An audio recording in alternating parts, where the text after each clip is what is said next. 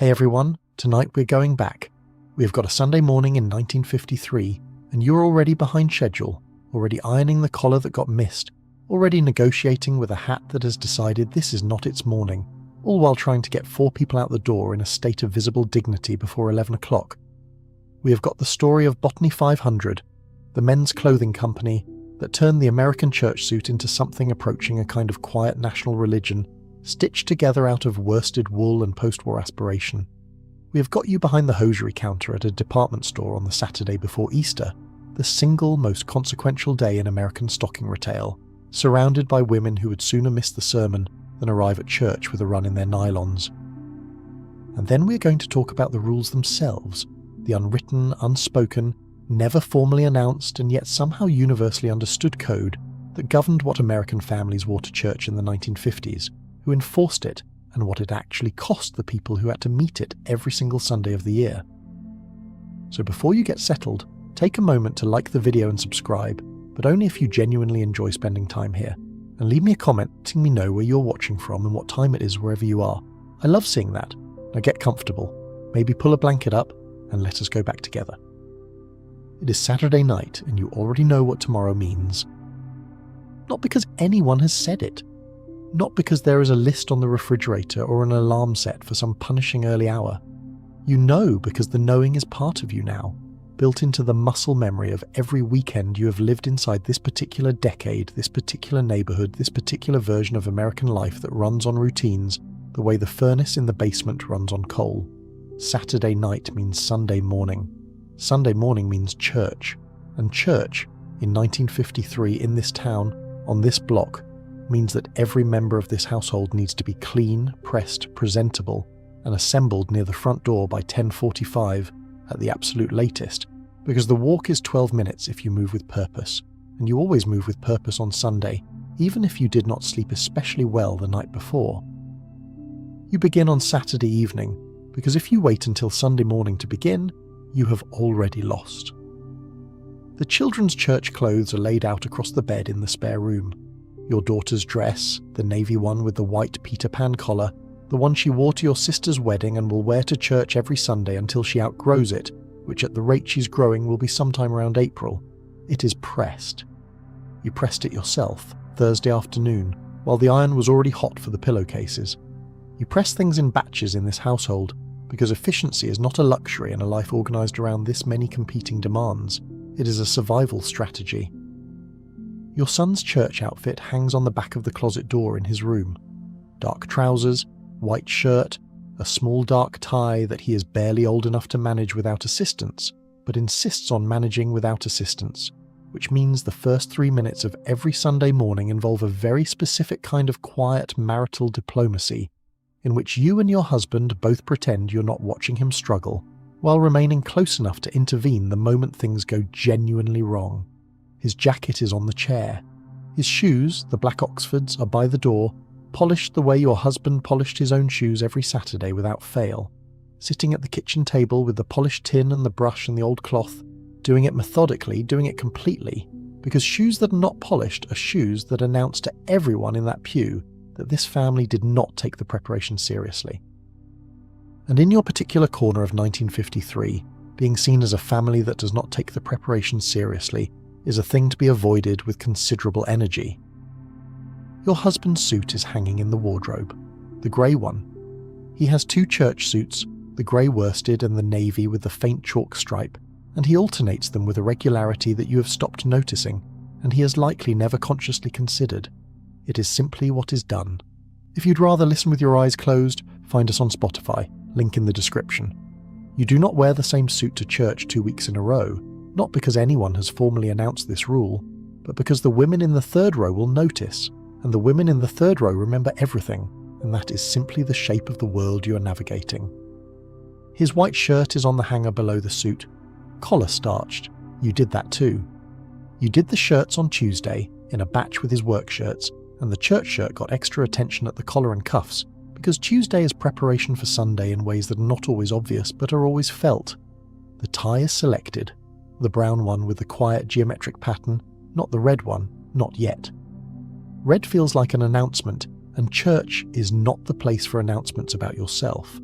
Church is the place where you show up as a coherent, composed version of your family, which is an act of communication in itself, but a specific and carefully modulated one. Now there is you. You have thought about your outfit since Thursday, not obsessively, not dramatically, but with the steady background attention that is simply part of how you move through the week. You know what the other women will be wearing because you have been watching for seasons now, building up a mental catalogue of what is appropriate, what is admired, what is quietly judged, what the minister's wife tends to choose and what that signals, and how to place yourself within that field of social meaning without either fading entirely into it or stepping outside it in ways that invite comment. The green wool dress is hanging on the back of the bathroom door. You chose it over the blue one because the blue one needs its hem let down, and you have not had time this week, and you will not have time to do it now, tonight, at 9:30 on a Saturday, because you have things to prepare for tomorrow, and also you're tired in the particular way that a week of this kind of life makes a woman tired, which is not the dramatic exhaustion of visible crisis, but the steady, low-frequency drain of 1,000 small tasks, each of which is not especially difficult, but which together constitute something that no one has ever found the right word for. The green dress is fine. It is more than fine. It is appropriate. The collar is not too low. The skirt falls below the knee. The fabric is quiet and dignified without being dull. It will say what it needs to say. Your hat is on the dresser. You own 4 hats. The navy straw for spring, the ivory one for summer, the brown felt for autumn, and the dark green one that matches close enough the wool of the dress you have chosen for tomorrow. You will wear gloves, white gloves. You have 3 pairs because gloves in this climate and this decade have a tendency to require laundering at inconvenient moments. And you learned several Sundays ago that arriving at church without gloves is the kind of omission that produces a certain quality of glance from the women near the front. Not hostile exactly, but registering, filing away, adding to the running account that seems to be kept on all of you always. You put the gloves on the dresser beside the hat. The small clutch purse, the dark one, is already there. You have already transferred what you need into it. Tomorrow morning you will wake at 7, not because the alarm says 7, because your body knows. You wake at 7, and there is a moment, one quiet moment, between the waking and the remembering, where Saturday still feels possible. Then you remember, and Sunday begins. The bathroom is a single room serving 4 people, and a schedule that does not have much tolerance for delay.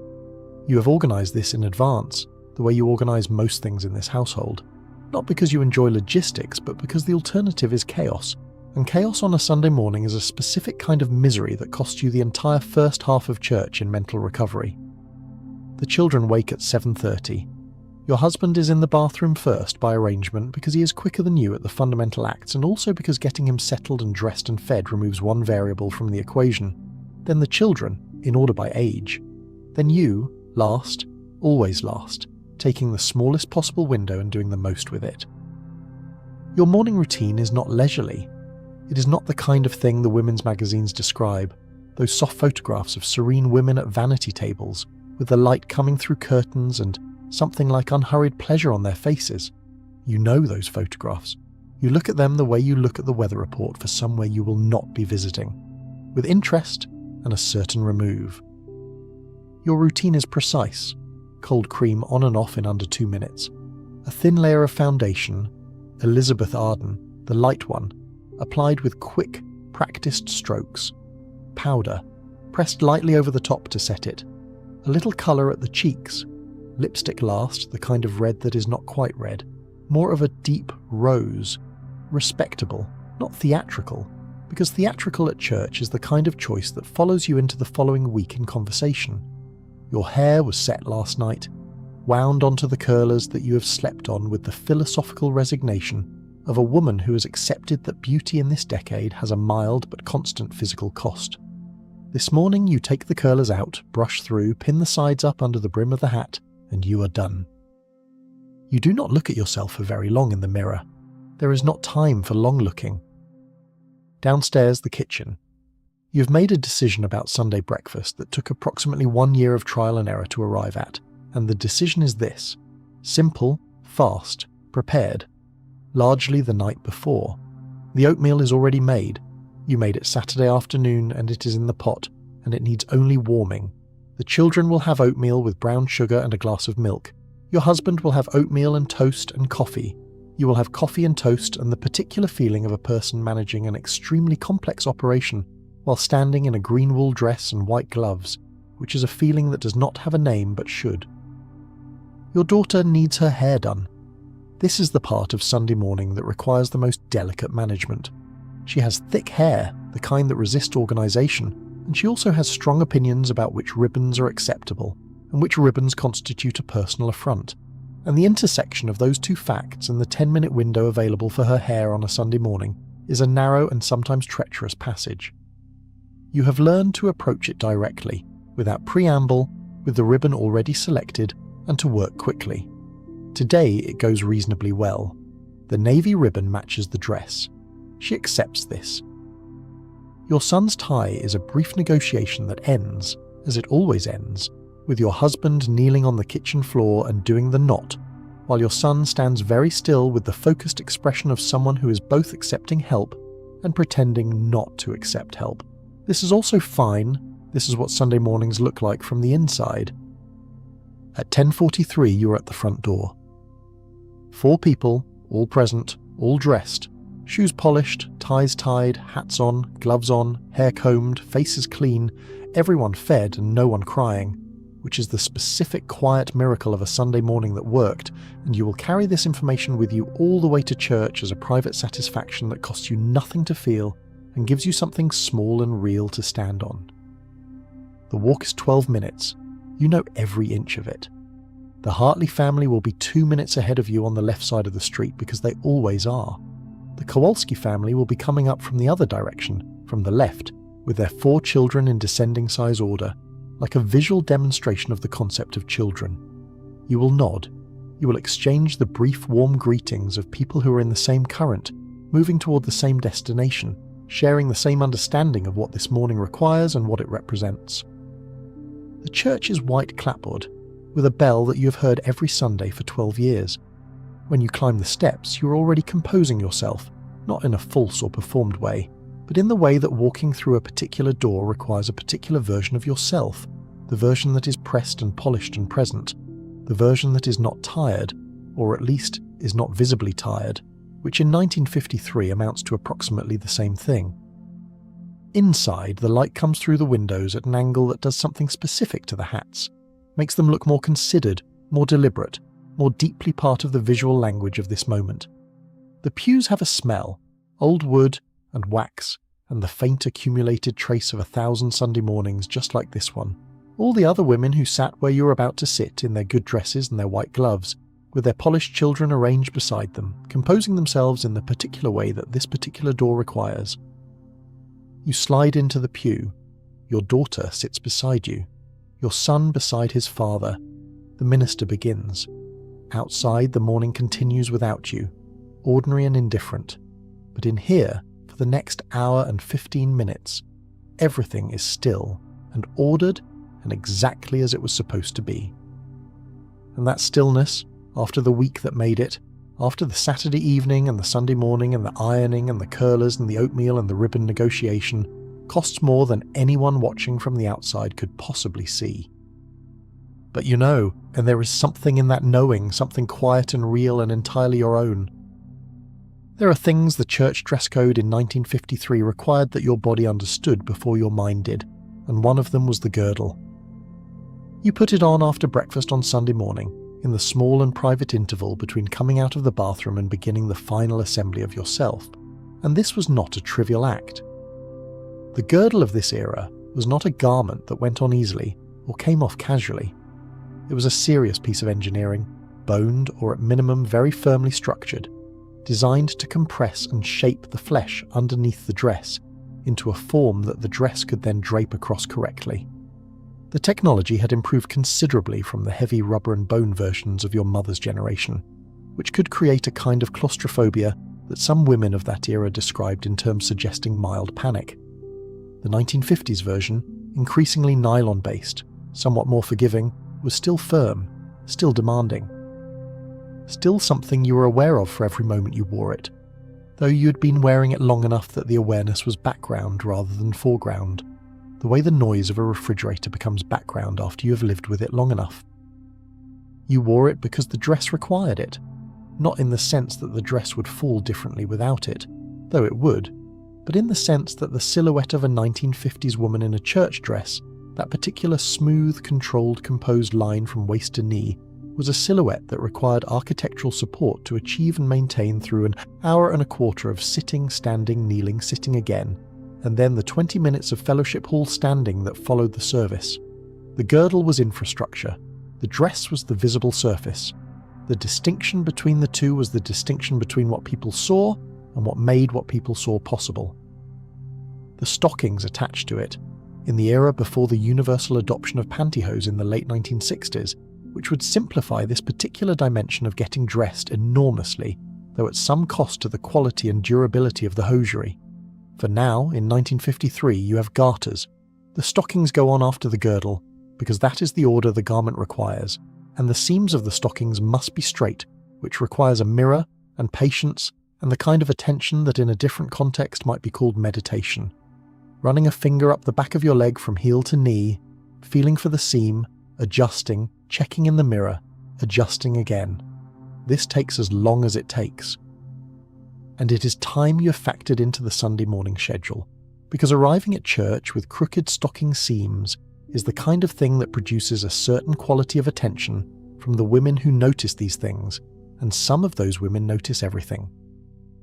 Your shoes go on last.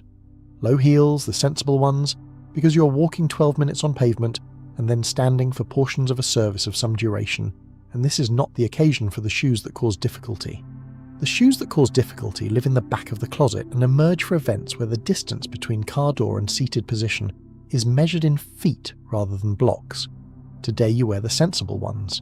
You have made your peace with the sensible ones, because you are a practical woman, and because the 12 minutes to church and the fellowship hour after are not, when you assess them honestly, occasions that reward impracticality. The last thing, the very last thing before you go downstairs, is the checking. You check the mirror once, quickly, the way you check a document before signing it, not looking for perfection, looking for errors. Anything obviously wrong, anything that needs correcting before you walk out into the light of a Sunday morning where other people will see you. The hat is on straight, the lipstick is even, the stockings are straight, the gloves are in the purse. You are, by any reasonable standard, ready.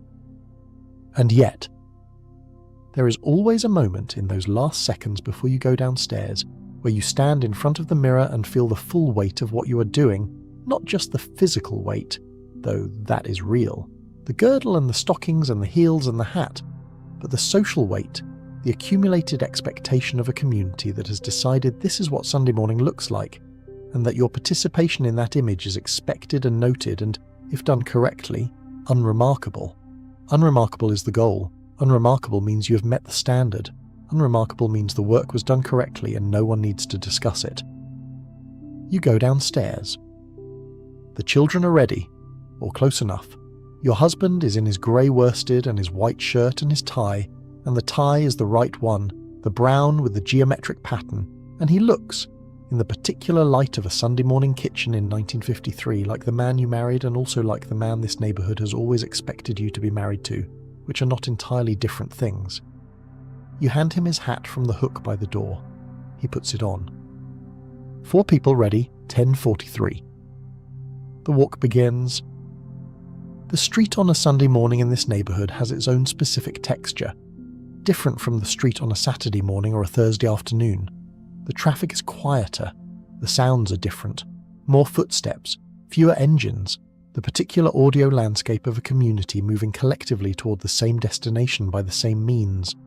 You pass the Hartley house, and they are, as predicted, 2 minutes ahead of you on the left side of the street.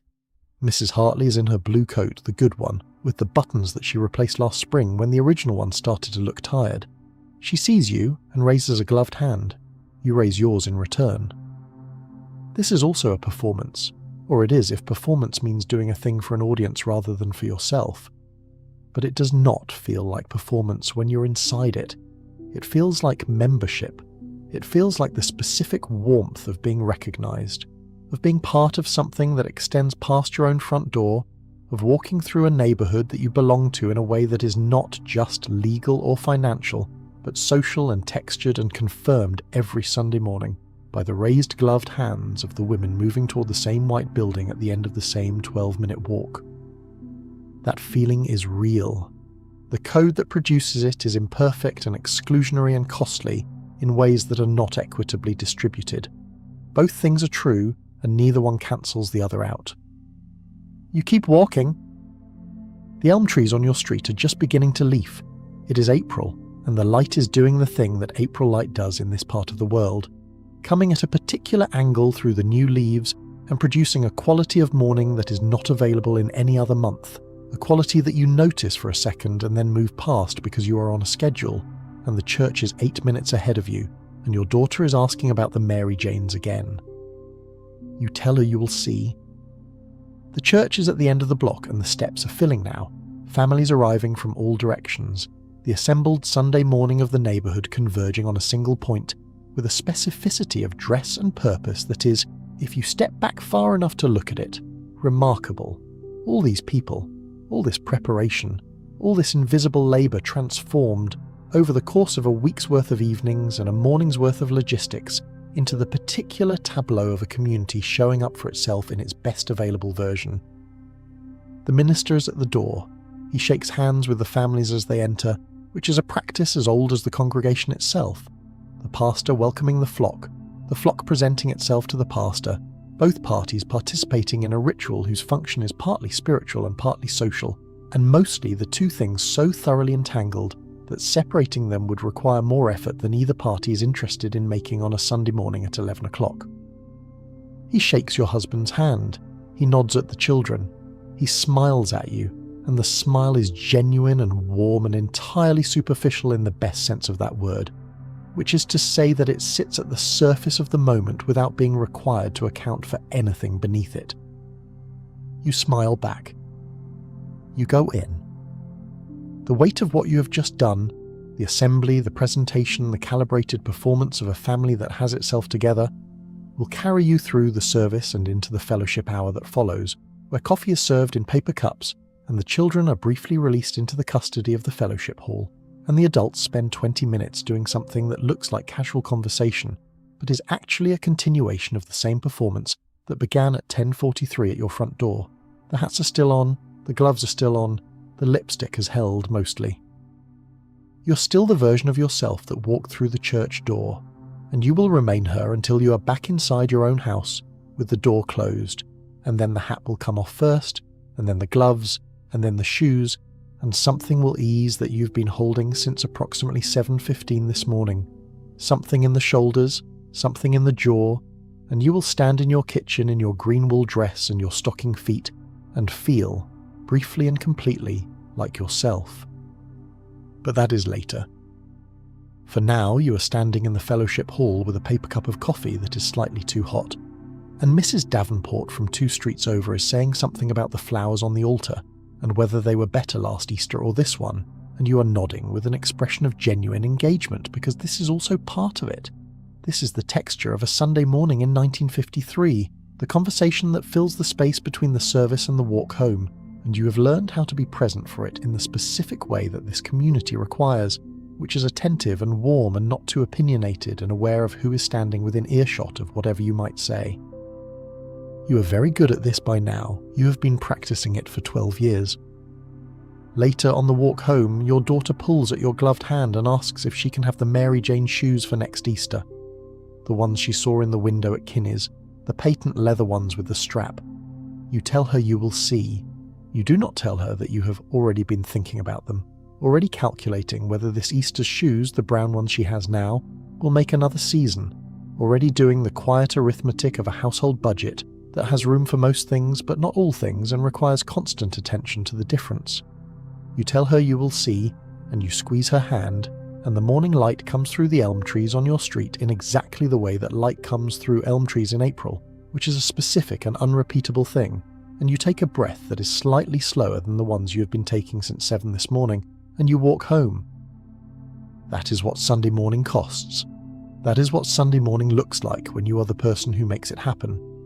Not from the outside, where it looks like a family walking to church in their good clothes, which is a pleasant and ordinary sight, but from the inside, where it is a week's worth of preparation compressed into a single morning, and a year's worth of social calibration expressed in the choice between the green dress and the blue one, and a lifetime's worth of understanding about what it means to show up and be seen and be recognised as a family that shows up and can be seen and takes the preparation seriously, in a community where that recognition is not optional, and where the cost of it is carried almost entirely by one person, ironing on Thursday, curling on Saturday night, standing in her kitchen at 7:15 on Sunday morning, already composing the version of herself that the morning requires. She's composing it even now. She's very good at it. She just never got her name in the church bulletin for it. If you like the video so far, please leave us a like and a sub. A sub to the channel helps us make more videos for you to watch and keep the channel alive. Oh, and if you'd rather just listen, we're on Spotify too, link in the description. The Fellowship Hour is its own kind of performance, distinct from the service but continuous with it, and the women who navigate it well do so with skills that are not reducible to good manners, though good manners are certainly part of it. What the Fellowship Hour requires is the ability to move between conversations without appearing to pursue conversations, to remember things about people, and deploy that memory in ways that feel natural rather than strategic, to make people feel attended to without making them feel assessed, and to contribute to the social atmosphere of the room without dominating it, which in the context of 1953 means something different for women than it does for men. The men of the congregation move through the Fellowship Hour with their own set of rules, somewhat simpler but not negligible. They shake hands. They discuss the week's events in the particular language of men who talk to each other primarily in declarative sentences and shared references to external facts. The game, the news, the state of the economy, the progress of the building project at the church itself, which has been discussed at every Fellowship Hour for approximately 18 months and has not yet reached a conclusion that everyone agrees on. They eat the cookies that were made by the women of the Ladies' Auxiliary, which they do without ceremony or particular acknowledgement, the way men of this generation tend to consume things that have been provided for them without ceremony. The women hold the room together, not visibly, not in a way that anyone would name if asked what the women were doing at the Fellowship Hour, but the conversations that cross the room, the connections between families, the acknowledgements of who has been absent and what that absence might mean, the gentle management of the social temperature when two people who are not currently on good terms happen to end up in the same conversational cluster. All of this is managed by the women, through the particular kind of attention that is so integrated into the way they move and speak and position themselves in a room that it does not look like management at all. Mrs. Gallagher from the choir is telling you about her daughter's upcoming wedding, which you have heard the preliminary version of at 2 previous Fellowship Hours, and which has progressed since then from the announcement stage to the venue selection stage to what appears to be the early stages of the ongoing negotiation about the flowers. You listen, you ask the right follow-up questions.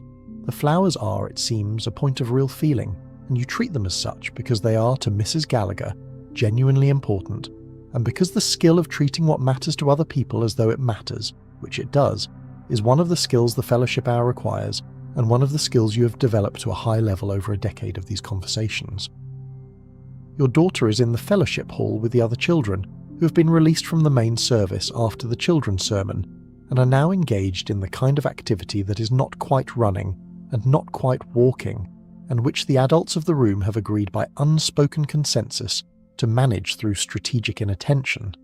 You are aware of her location, in the way that mothers are always aware of their children's location without appearing to track them. The peripheral monitoring that is so constant it operates below the threshold of conscious thought.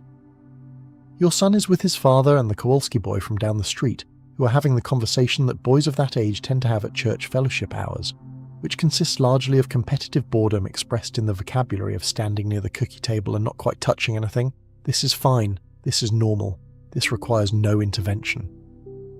You take a second cup of coffee.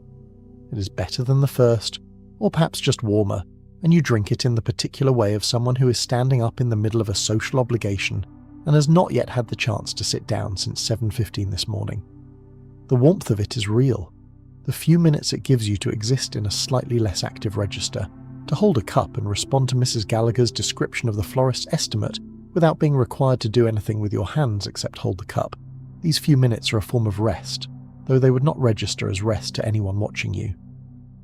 The minister makes his circuit of the room, the same circuit he makes every Sunday, the one that takes him from the door where he greeted the arrivals to the right side of the room, where the older members tend to cluster to the centre, where the families with children tend to be to the left side, where the young couples without children yet tend to stand in the slightly uncertain way of people who are still learning the social geography of this particular fellowship hour.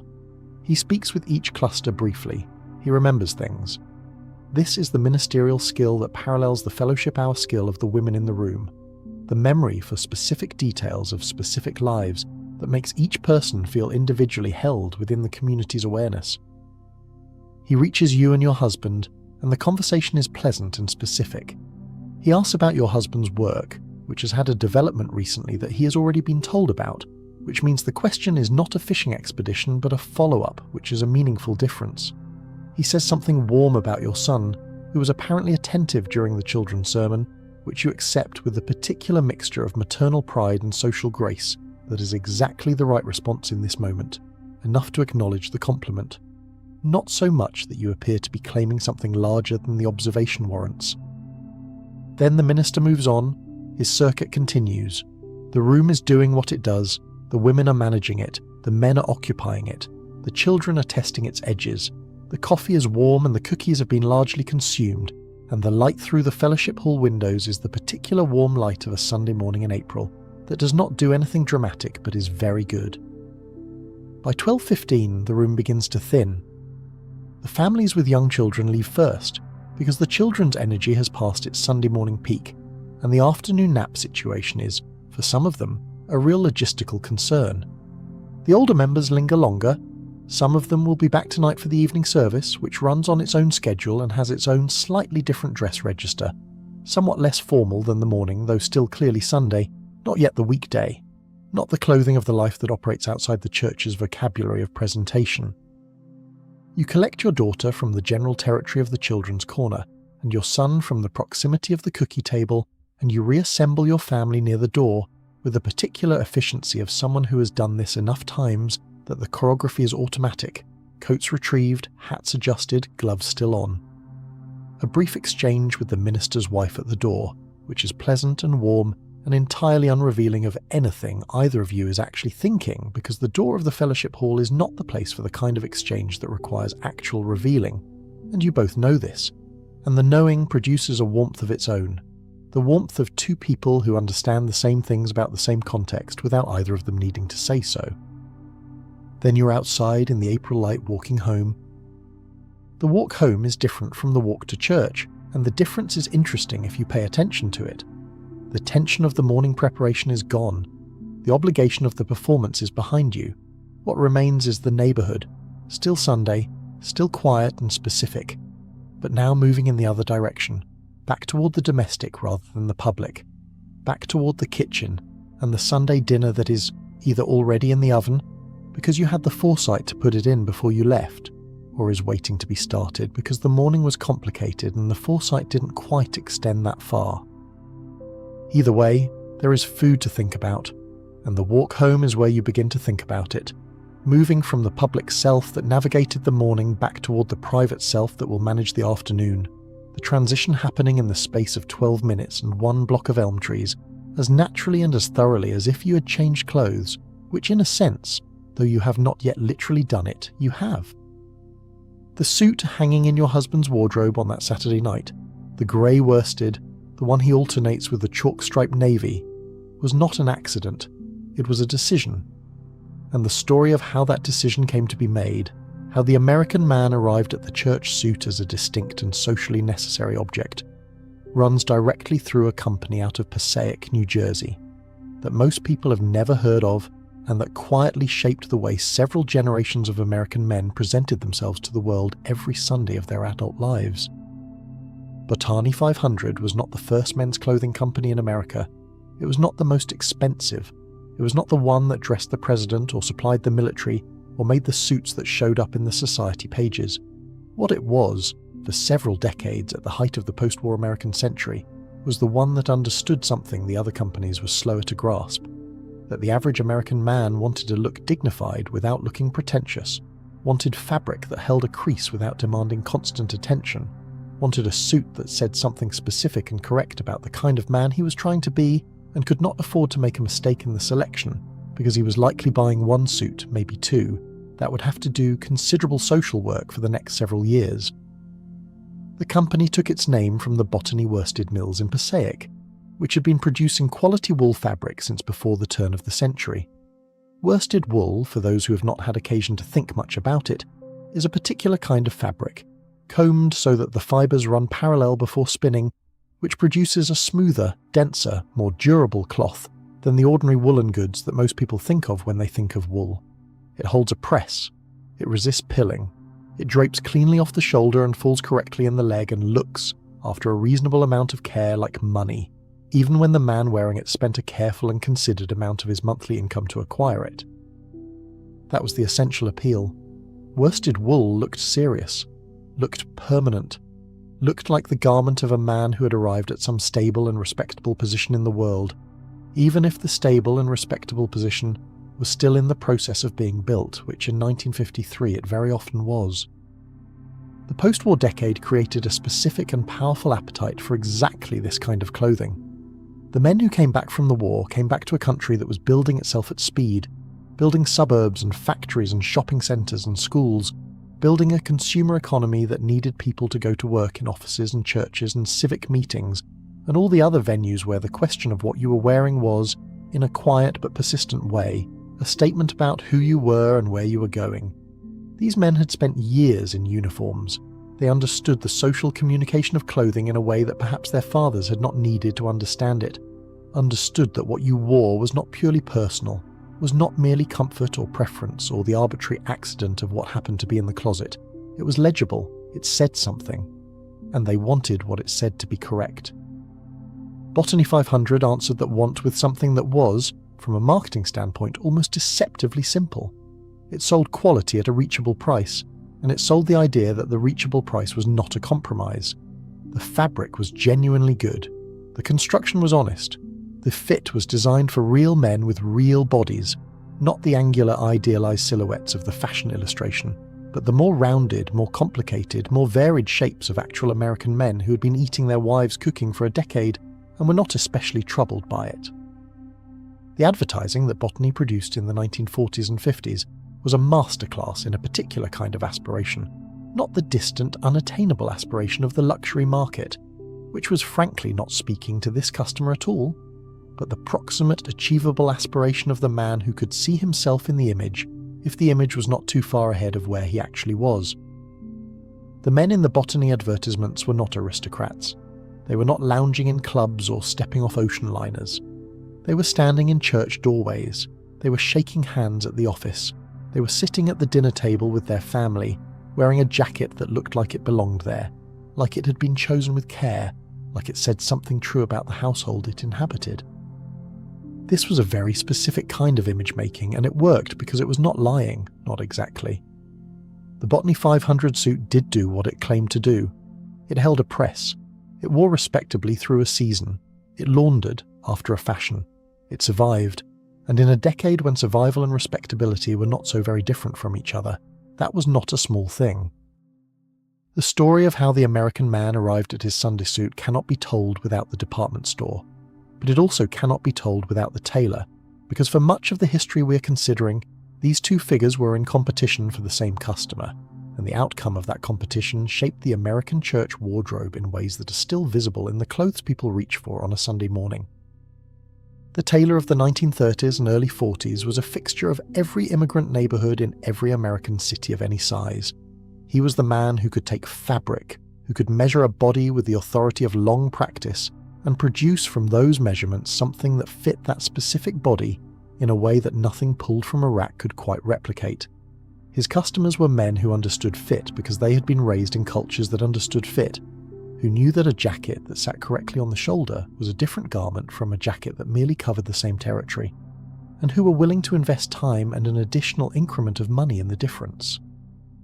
The great post-war shift in menswear, the shift toward the department store and the rack and the ready-to-wear suit, was driven by several things at once. Speed was part of it. A man who needed a suit for a job interview or a wedding, or the first Sunday at a new church did not necessarily have 2 weeks to wait for a tailor. Price was part of it. The ready-to-wear suit was almost always less expensive than the custom one.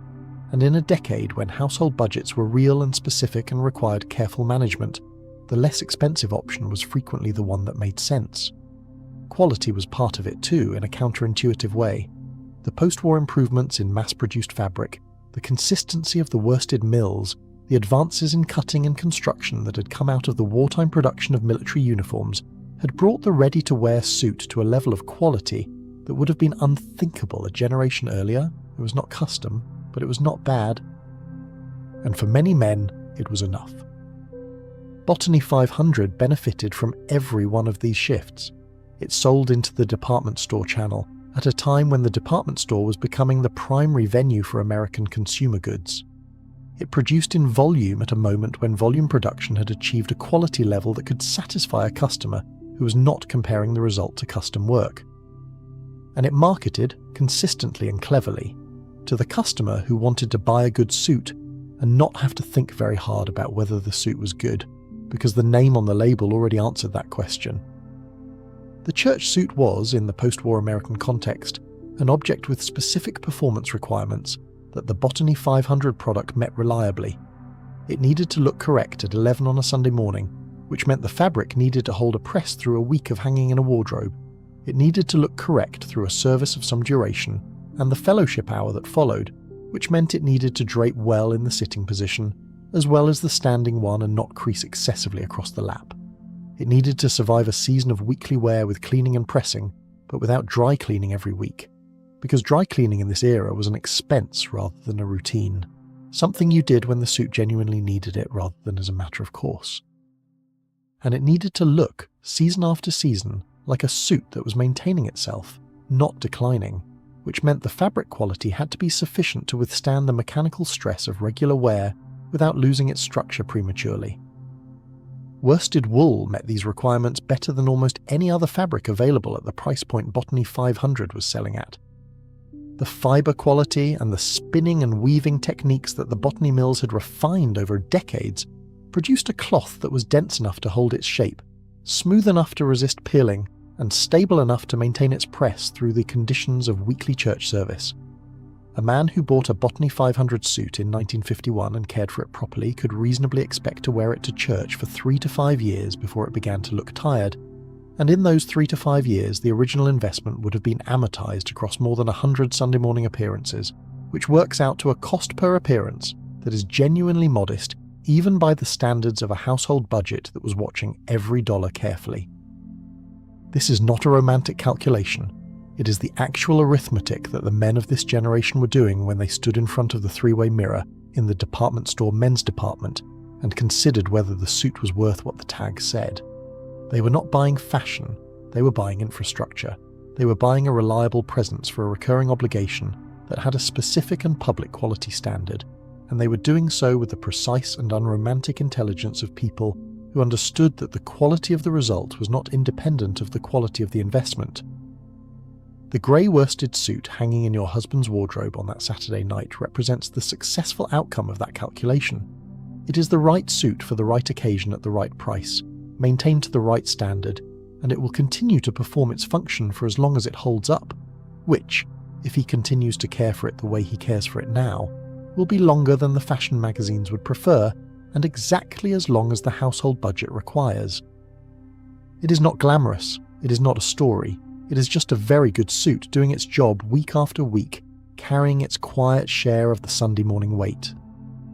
The story of Botany 500 is, in some ways, a story about radio, which is to say, it is a story about the particular power of a medium that reaches into living rooms and cars and kitchens and barbershops, and makes the same claim to every man listening, at the same moment, in a voice that does not modulate for income or education, or the specific social pressures of any particular neighbourhood.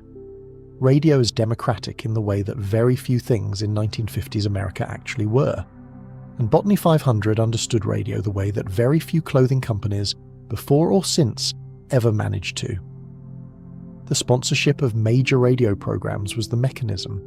Botany's association with broadcast entertainment throughout the 1940s and into the early television era built the brand into something that operated less like a product and more like a presence, a familiar name attached to the pleasant things in life, the comedy programs, the musical broadcasts, the evenings when the family gathered in the living room or the kitchen and let the radio do the work of filling the hours. The name Botany 500 did not arrive with a sales pitch exactly. It arrived as part of an experience. It arrived as the thing you heard before the thing you wanted to hear, and in that sequence it acquired a kind of warmth that advertising purchased outright rarely achieves. By the time a man walked into a department store in 1951 and looked at the suit rack, the name on the label was not unknown to him. It was, in a sense, a familiar voice, a voice he associated with pleasant evenings and the comfortable background noise of a household running smoothly. And that association, whatever its logical validity as a reason to buy a worsted wool suit, was real. It was doing real work in the transaction. The department store was the church of the post-war decade in a way that is worth considering for a moment, because it illuminates something about how Botany 500 occupied its particular niche. The department store in the 1950s was not merely a place to purchase goods, it was an institution with its own rituals and hierarchies and social expectations, its own version of the kind of behavioural code that also governed the actual church you attended on Sunday morning. You dressed to go to the department store, certainly not in your church clothes, but in something that acknowledged the occasion, something that indicated you were a person who understood the difference between home clothes and public clothes and took that distinction seriously. In the men's department, specifically in the suit section, the transaction between customer and salesman was a particular kind of social performance, both parties understanding that a suit purchase was not a casual acquisition, but a considered one, something that would be worn on significant occasions, something that would be seen by people whose opinion mattered. The salesman would bring out options. He would hold the jacket up and then help the man into it. He would assess the shoulder seam, run a hand along the lapel to show how the fabric lay, comment on the weight, the drape, the quality of the worsted. He would say the name of the brand in a particular way, not the way you say the name of something cheap and disposable, the way you say the name of something you're recommending with the full confidence of professional knowledge. And the customer would look at himself in the three-way mirror that stood at the end of the suit section in every department store of this era, those mirrors being one of the specific technologies of the post-war retail landscape that we have lost in the transition to online shopping, and that performed a particular social function by allowing a man to see himself from multiple angles simultaneously, to see, in other words, how he appeared to other people, which was the central question of the entire transaction. The grey suit in your husband's wardrobe, the one he alternates with the chalk-striped navy, was bought in this way. It was tried on in front of a three-way mirror. The salesman said something complimentary about the shoulder. Your husband looked at himself and made the decision that was also a statement about who he was and where he was going and what kind of household he was building, and he brought the suit home and it went straight into the wardrobe, and it has been in heavy rotation ever since, because a suit like this is not a whim. It is an investment. It is something you take care of, because it is taking care of you, week after week, Sunday after Sunday, carrying its share of the social weight that a family in this decade and this neighbourhood is always quietly carrying. Botany 500 would continue through the 1960s, navigating the stylistic turbulence of that decade with varying degrees of success. The narrow lapels of the early 60s, the slightly broader ones of the middle years, the wide ones that the late 60s brought in with a kind of cheerful excess. All of these arrived and departed, and Botany moved through them the way a company moves through fashion, when it is essentially a company about quality rather than novelty, absorbing each trend without being destroyed by it, remaining recognisable through the changes. What it had built in the post-war decade was something more durable than any particular lapel width.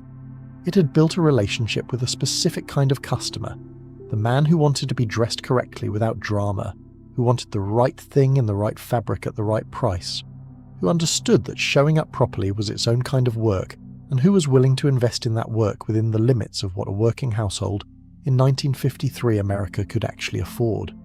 That customer was everywhere. That customer walked into the church pew every Sunday morning of the decade, and the suit he wore while he did it told its own quiet story about American aspiration, American respectability, and the specific post-war certainty that the right clothing, chosen with care and maintained with attention, was one of the ways a man communicated, without ever saying a word, that he was building something worth building and that he intended to arrive. The economic story behind the 1950s church suit cannot be separated from the labour story, and the labour story of the wool and textile industry in this decade is one of the more interesting threads in the fabric, so to speak, of post-war American manufacturing. The Botany Mills in Passaic, New Jersey, were part of a textile manufacturing ecosystem that employed tens of thousands of workers across the northeastern and mid-Atlantic states, workers who fed the looms and operated the finishing equipment and inspected the bolts of finished cloth before they left the mill floor for the cutting rooms and sewing floors where the suits were assembled.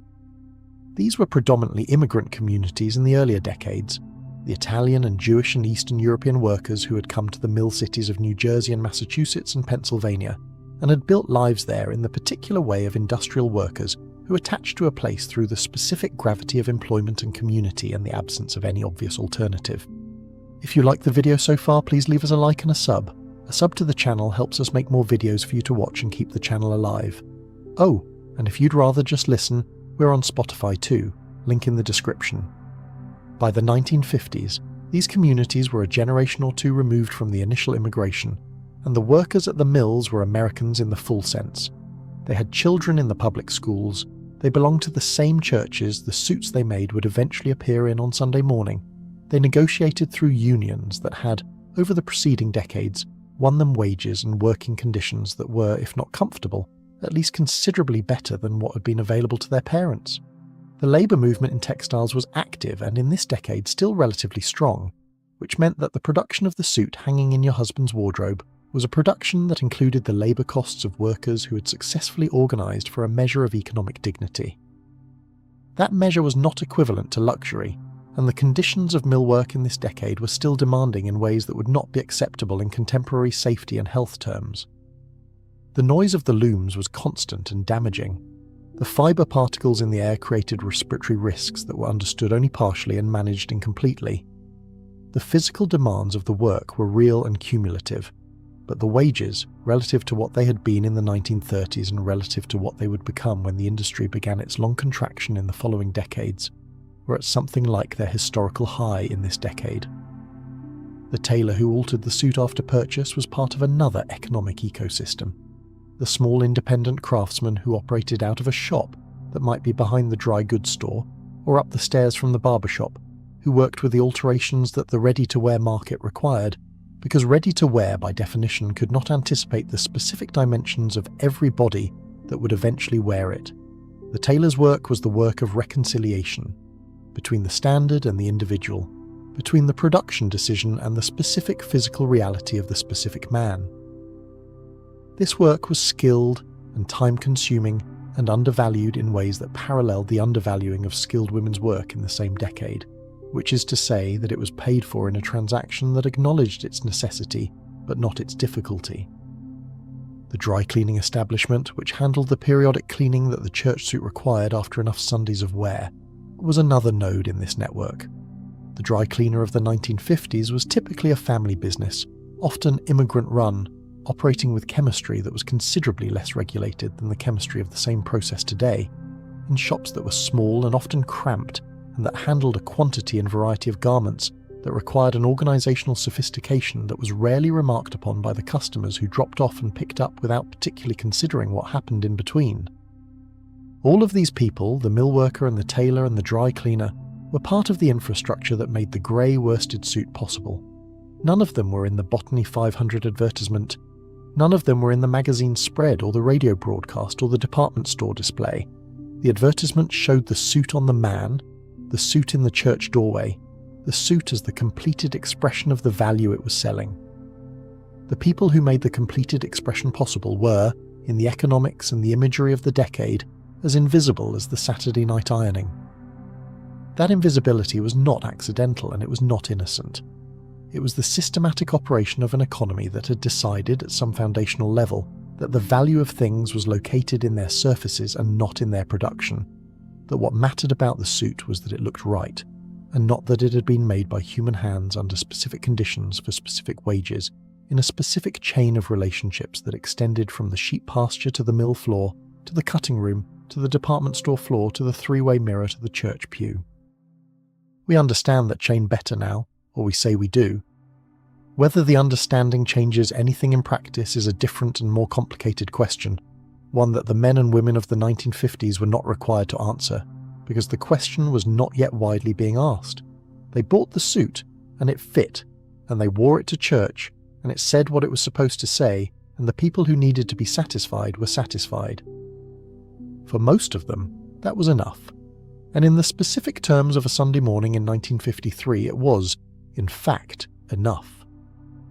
There is another thread in this story, one that runs alongside the suit and the salesman and the three-way mirror, and it is the thread of who was not being dressed for church by the companies that spent their advertising budgets on radio programs and department store placements and the aspirational imagery of the well-pressed American man heading toward a white-clappered building on a Sunday morning.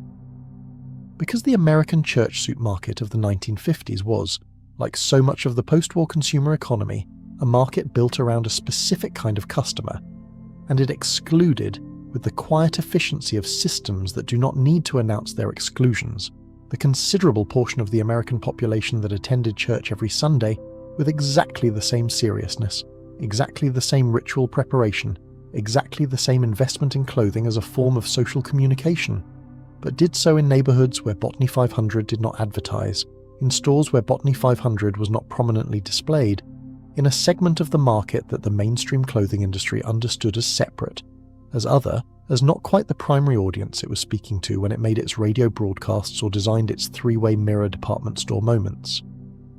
The Black American church in this same decade was, by almost any social measure, the most intensely dressed institution in the country.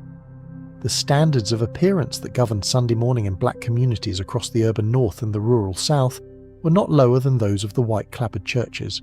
They were frequently higher, the hats more elaborate, the suits more carefully maintained, the children more precisely pressed, the gloves more uniformly white.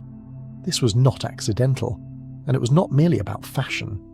It was about something far more consequential, the claim to dignity and visibility and full human presence in a country that was actively contesting those claims in every other arena of daily life. Showing up to church impeccably dressed was not just courtesy toward God, it was a public act of defiance against the forces that insisted on diminishment, a weekly declaration of worth and seriousness, and the refusal to be reduced. The companies that were making money from church clothing, the wool mills and the suit manufacturers and the glove makers and the hat retailers, benefited from this market without particularly acknowledging it, without building the relationships, without directing the advertising, without sending the salesmen to those neighbourhoods in the same way they sent them to others. The market was served, in many cases, by separate retailers, by the dry goods stores and specialty tailors and neighbourhood dress shops that existed inside those communities, and understood them, and stocked what they actually needed rather than what the mainstream retail landscape decided they ought to want. This is the other story inside the Botany 500 story. The one that the radio broadcast did not tell. The one that the three-way mirror in the department store did not reflect. That the post-war American church clothes market was enormous and serious, and conducted with extraordinary care by communities across the spectrum of American life, and that the system which profited from it most visibly was the system that spoke to the narrowest version of who that market actually was. The grey worsted suit in your husband's wardrobe was one version of a story that was being told, in 1,000 variations, across every pew in every church in the country that Sunday morning. But the story the advertising told was only ever about one of those pews. There is a moment in the history of every institution or product or cultural practice when its meaning is at its most intense, when the convergence of the forces that created it is at its fullest, when the thing itself is most completely what it set out to be. For the American church suit, that moment was somewhere in the decade between 1950 and 1960, and the indicators of that intensity are visible in the historical record in ways that are themselves worth sitting with for a moment. Suit sales in the United States during the 1950s were remarkable by any subsequent measure. The infrastructure to support those sales, the mills, the manufacturers, the department stores, the haberdashers, the tailors who altered the ready-to-wear to the specific dimensions of the specific body, the dry cleaners, the shoe polishers, the hat makers, all of it was at its most fully developed in this decade, employing hundreds of thousands of people in a network of interconnected industries that depended on the social consensus that a man needed a suit, specifically needed it, for specific recurring occasions that required no other solution. The men's clothing industry understood this and marketed to it with the particular confidence of an industry that knows its product is not optional. Botany 500 was one of many. Hart Schaffner and Marks was another, a Chicago-based company with a longer history and a reputation for quality that had been built over decades of selling to the kind of customer who was not looking for the lowest available price, but was also not looking for the most expensive option. The customer who wanted to pay correctly for the right thing and be done with it. Hickey Freeman was another, somewhat more upmarket, a company that had managed the transition from bespoke tailoring to quality ready-to-wear without losing the customer who could have kept going to a tailor but chose, for reasons of time and consistency, not to. H. Freeman and Son. Palm Beach Company, which specialized in the lighter weight fabrics appropriate for the summer church season, in a country where the climate ranges from the punishing summer heat of the southeast to the more moderate summers of the Pacific coast and everything in between. Each of these companies occupied its particular position in the ecology of men's church clothing, and each of them was, in its own way, participating in the same project that Botany 500 was participating in, the production and maintenance of a specific American self-image, the image of the country as a place where men had suits and wore them to church, where the fabric of daily life included this particular kind of formal self-presentation at regular weekly intervals, where the ritual of the Sunday morning outfit was not a burden or an affectation, but a natural expression of the kind of civilization this country was in the process of building. That image was, like all images, partial.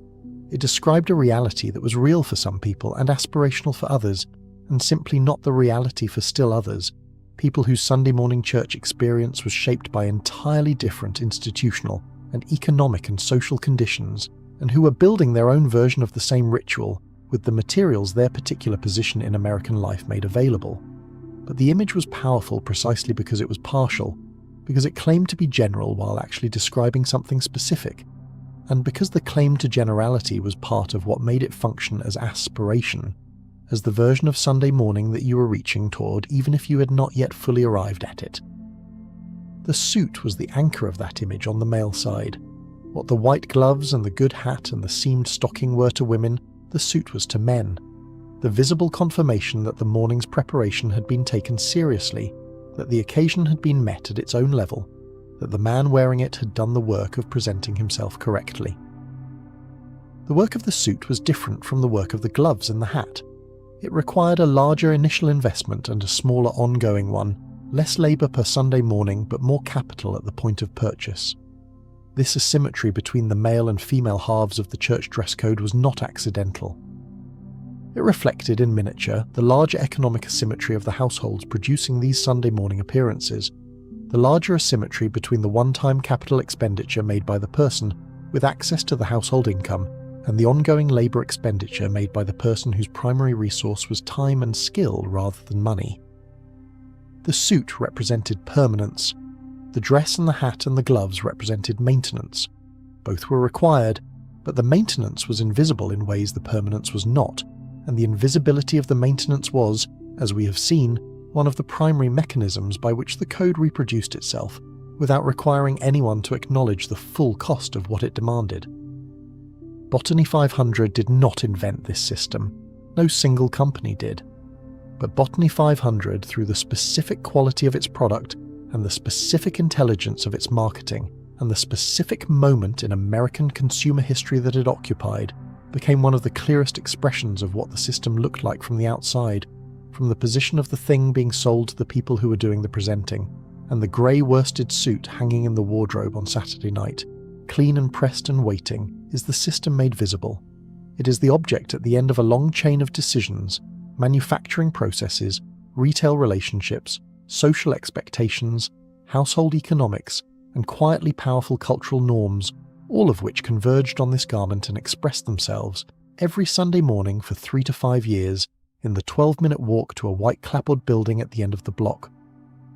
It is on inspection quite a lot to ask of a suit. The suit manages it. Now let us step behind the counter. It is the Saturday before Easter, which is the single most important day in the American hosiery retail calendar, and you have been on your feet since 8:45 this morning, which was when you arrived at Harkness Brothers department store downtown, went up the service elevator, put your coat in the back room, and tied on your apron, not a cooking apron. The other kind, the store apron, the thin, dark one that signifies employment and authority, and the specific social position of a woman who is here to help other women find what they need within the constraints of what the store has decided to stock and at what price. You work the hosiery counter on the main floor, which is the third counter in from the main entrance, which means you spend your days in the current of the store's traffic, watching women come in from the street with the specific focused energy of people who know what they want and are hoping the store has it. And you have learned, over the 2 years you have been doing this, to read that energy very well, to distinguish between the woman who knows her size and her brand and is here for a transaction, and the woman who is not entirely sure what she needs and is going to need some guidance, and between the woman who has a budget and the woman who is hoping the budget will expand to accommodate something she has already decided she wants. Today, the Saturday before Easter, they are all here at once. The hosiery counter at Harkness Brothers is a long glass case, the kind that slopes slightly toward the customer so that the contents are visible from above without requiring the customer to bend down, which would be an uncomfortable and undignified position for anyone wearing the kind of outfit the women who shop here tend to wear on a Saturday. Behind the glass, arranged in their boxes and their folded displays, are the stockings, nylon stockings, which by 1953 have thoroughly displaced the silk stockings of the pre-war decade and the rayon alternatives of the wartime years, and established themselves as the only acceptable hosiery for a woman who intends to be taken seriously at any occasion more formal than gardening. The stockings come in sizes, in a range that is theoretically designed to accommodate the variety of human leg dimensions, but which in practice involves a certain amount of improvisation. They come in colours, or what the industry calls colours, which in 1953 means a range of beige-adjacent tones with names that gesture toward warmth and femininity. Suntan, honey beige, morning mist, sheer champagne. These names are not arbitrary. They are doing a specific kind of work, making a functional object feel like something closer to an indulgence, a small luxury in a decade that has decided women deserve small luxuries as long as those luxuries are sufficiently linked to appearing attractive and appropriate in public. The stockings also come in denier, which is the measure of their thickness or sheerness, and this is where your expertise as a saleswoman becomes genuinely useful, because the relationship between denier and occasion is a subject on which women of this decade have strong and nuanced opinions that vary by age, by church denomination, by the specific social temperature of the neighbourhood and congregation they are navigating, and it is your job here at the counter of Harkness Brothers to help them navigate it. 15 denier is the standard for church, sheer enough to be elegant, opaque enough to be respectable. You know this the way you know your own address. You have said it enough times that it has become a kind of automatic knowledge, the kind that lives in your mouth rather than your head. 30 denier is for working women who need something that will survive a week at a desk or on their feet. 50 denier is for the older women, the ones who prioritise warmth and durability over the visual argument for sheerness. And then there are the 60 denier stockings, the heavy ones, which some women ask for and which you dispense with a neutral expression and an entirely genuine recommendation, because your job is not to have opinions about your customers' choices. Your job is to help them leave with what they need. The Saturday before Easter is unlike any other day in the hosiery retail calendar because it combines the pressure of a major religious occasion with the particular anxiety of the run. Runs in nylons of this era were an inevitability, a fingernail too sharp, a rough edge of shoe leather, a moment of inattention getting into a car. The run came from nowhere, and it ended everything. Because a woman with a run in her stocking at church on Easter Sunday was a woman whose Sunday morning had failed in a specific and visible way, and everyone in the pew, or at least everyone in the pew who was paying attention, which was most of them, would notice. So today, the Saturday before Easter, you are selling not just stockings but insurance. Women are not here to buy one pair. They are here to buy 2, 3, sometimes 4 pairs in the same shade, because they know, from experience that is frequently painful, that having only one pair of Easter stockings is a gamble against odds that have historically not favoured them. They are buying redundancy. They are buying peace of mind. They are buying the ability to wake up on Easter Sunday morning to a destroyed stocking and feel not despair but only mild inconvenience, because the backup pair is right there in the dresser drawer exactly where it should be. You understand this completely. You have your own backup pair at home.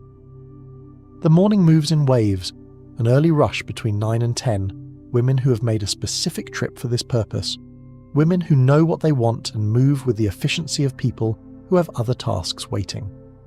A lull between 10 and 11, during which you restock the display case, straighten the boxes that have been moved by the early shoppers, and have a brief conversation with Margaret at the gloves counter to your left about whether the store is going to get more of the white wrist-length gloves in before Easter, because Margaret is running low and she knows what that means on a Saturday before a major religious holiday, which is the particular anxiety of the retail professional who can see the shortage coming and cannot stop it. The middle rush begins just before 11 and does not let up until 1:30. This is the main event. This is where the counter becomes a place of real transaction, real urgency, real human drama conducted in the vocabulary of stocking shades and denier weights, and the specific question of whether they have enough of the honey beige in a medium, or whether the woman who came in at 11:45 will have to consider the suntan, which is marginally darker and may or may not work with the peach dress she has already bought, and which she describes to you in enough detail that you have a fairly complete mental picture of it by the time you reach into the case for the suntan and hold it up to the light in the way that has the best chance of answering her actual question. The questions you answer at this counter are not always simple. They sound simple. What size? What shade? Do you have more in the back? These are the surface questions, the ones your training covered, the ones the floor supervisor could have answered, but the real questions, the ones underneath, are more complex. Will these make me look right? Will these be appropriate for the specific occasion I am preparing for? Will these communicate the right thing about who I am and where I am going on Easter Sunday morning? You cannot answer those questions directly, but you can answer them in the way you hold the stocking up, in the way you say the name of the shade, in the way you lay two options side by side on the glass and let the customer look at both of them without rushing her toward a conclusion. You're not just selling hosiery, you're participating in the larger project of getting this woman to Easter Sunday morning in a state of readiness, and that project matters to her in a way that goes beyond the practical. You learn at this counter things about women that are not in any training manual. You learn that a woman who asks for a size smaller than she probably is will not be well served by agreeing without comment, and you have developed a way of gently noting the fit options that manages not to be insulting and not to be incorrect. You learn that the woman who comes in late in the day, just before closing, slightly breathless, asking in a voice with an edge of controlled panic whether there are any left in suntan in a medium, is not just shopping. She's managing something. She's recovering from a week that did not go according to plan, and the stocking she buys tonight is her last act of preparation for a morning she is determined to get right, and she deserves to be treated with the full respect of someone who has made a significant effort under real constraint. You always check the back for her, even when you're fairly sure there is nothing there. You always check the back because the checking says something that matters, that her question was worth a full effort, that she was not an inconvenience at the end of a long day, that the 2 minutes it takes to walk to the stockroom and look is a reasonable investment in a customer whose Easter morning matters as much as anyone else's. The afternoon brings the last wave, women coming in after lunch, after their own morning obligations, with the particular focused calm of people who have gotten to the important things in the right order and are now attending to this one. These are often the women who already know what they want and are mainly here to confirm that the store can provide it, and when you can, the transaction is pleasant and efficient, and when you cannot, when the size is out or the shade is gone or the style they have been buying for 3 years has been discontinued by the manufacturer in the mysterious way that things are discontinued in retail, leaving the customer stranded, then the transaction becomes something more complicated, something that requires you to offer an alternative in a way that does not diminish the alternative or the woman considering it. By 3 in the afternoon, your feet have a complete and detailed understanding of the linoleum beneath them, and that understanding is not favourable. The small of your back has filed its own report. Your smile has become something you are maintaining through professional commitment rather than spontaneous warmth, which is a distinction you are aware of, but which you hope is not visible from the customer's side of the counter. You have sold, by your rough count, somewhere between 80 and 100 pairs of stockings today. You have helped women ranging from perhaps 17 to perhaps 75 find what they needed in the time available.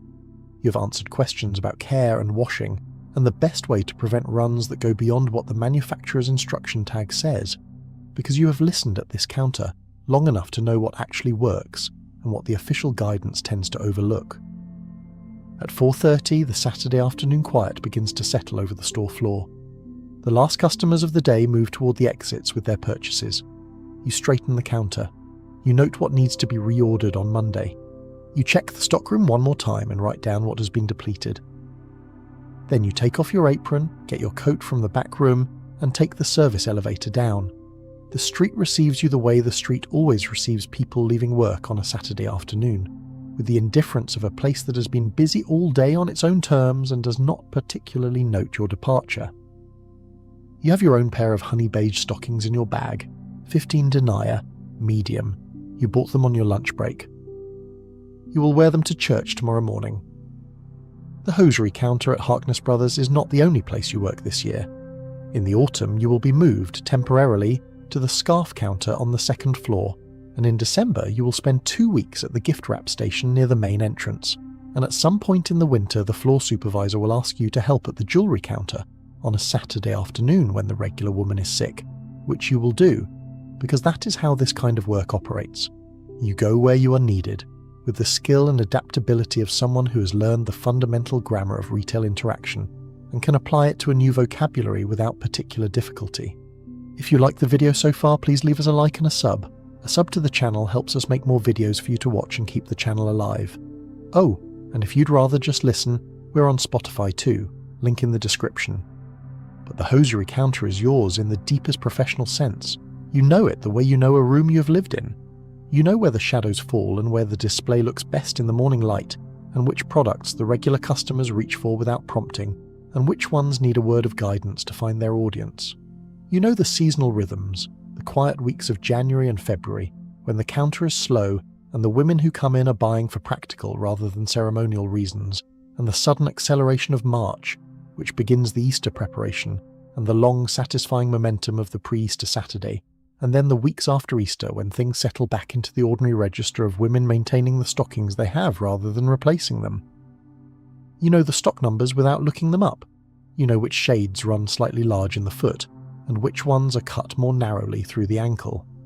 You know that Harkness Brothers carries one brand that is cheaper than the others, and that this brand has a tendency to run at the heel after 3 or 4 wearings, which you know from the returns counter 2 aisles over, and from the conversations you have had at this counter with women who came back to tell you about it, not accusingly, just informationally, because they trusted you to use the information correctly, which you do.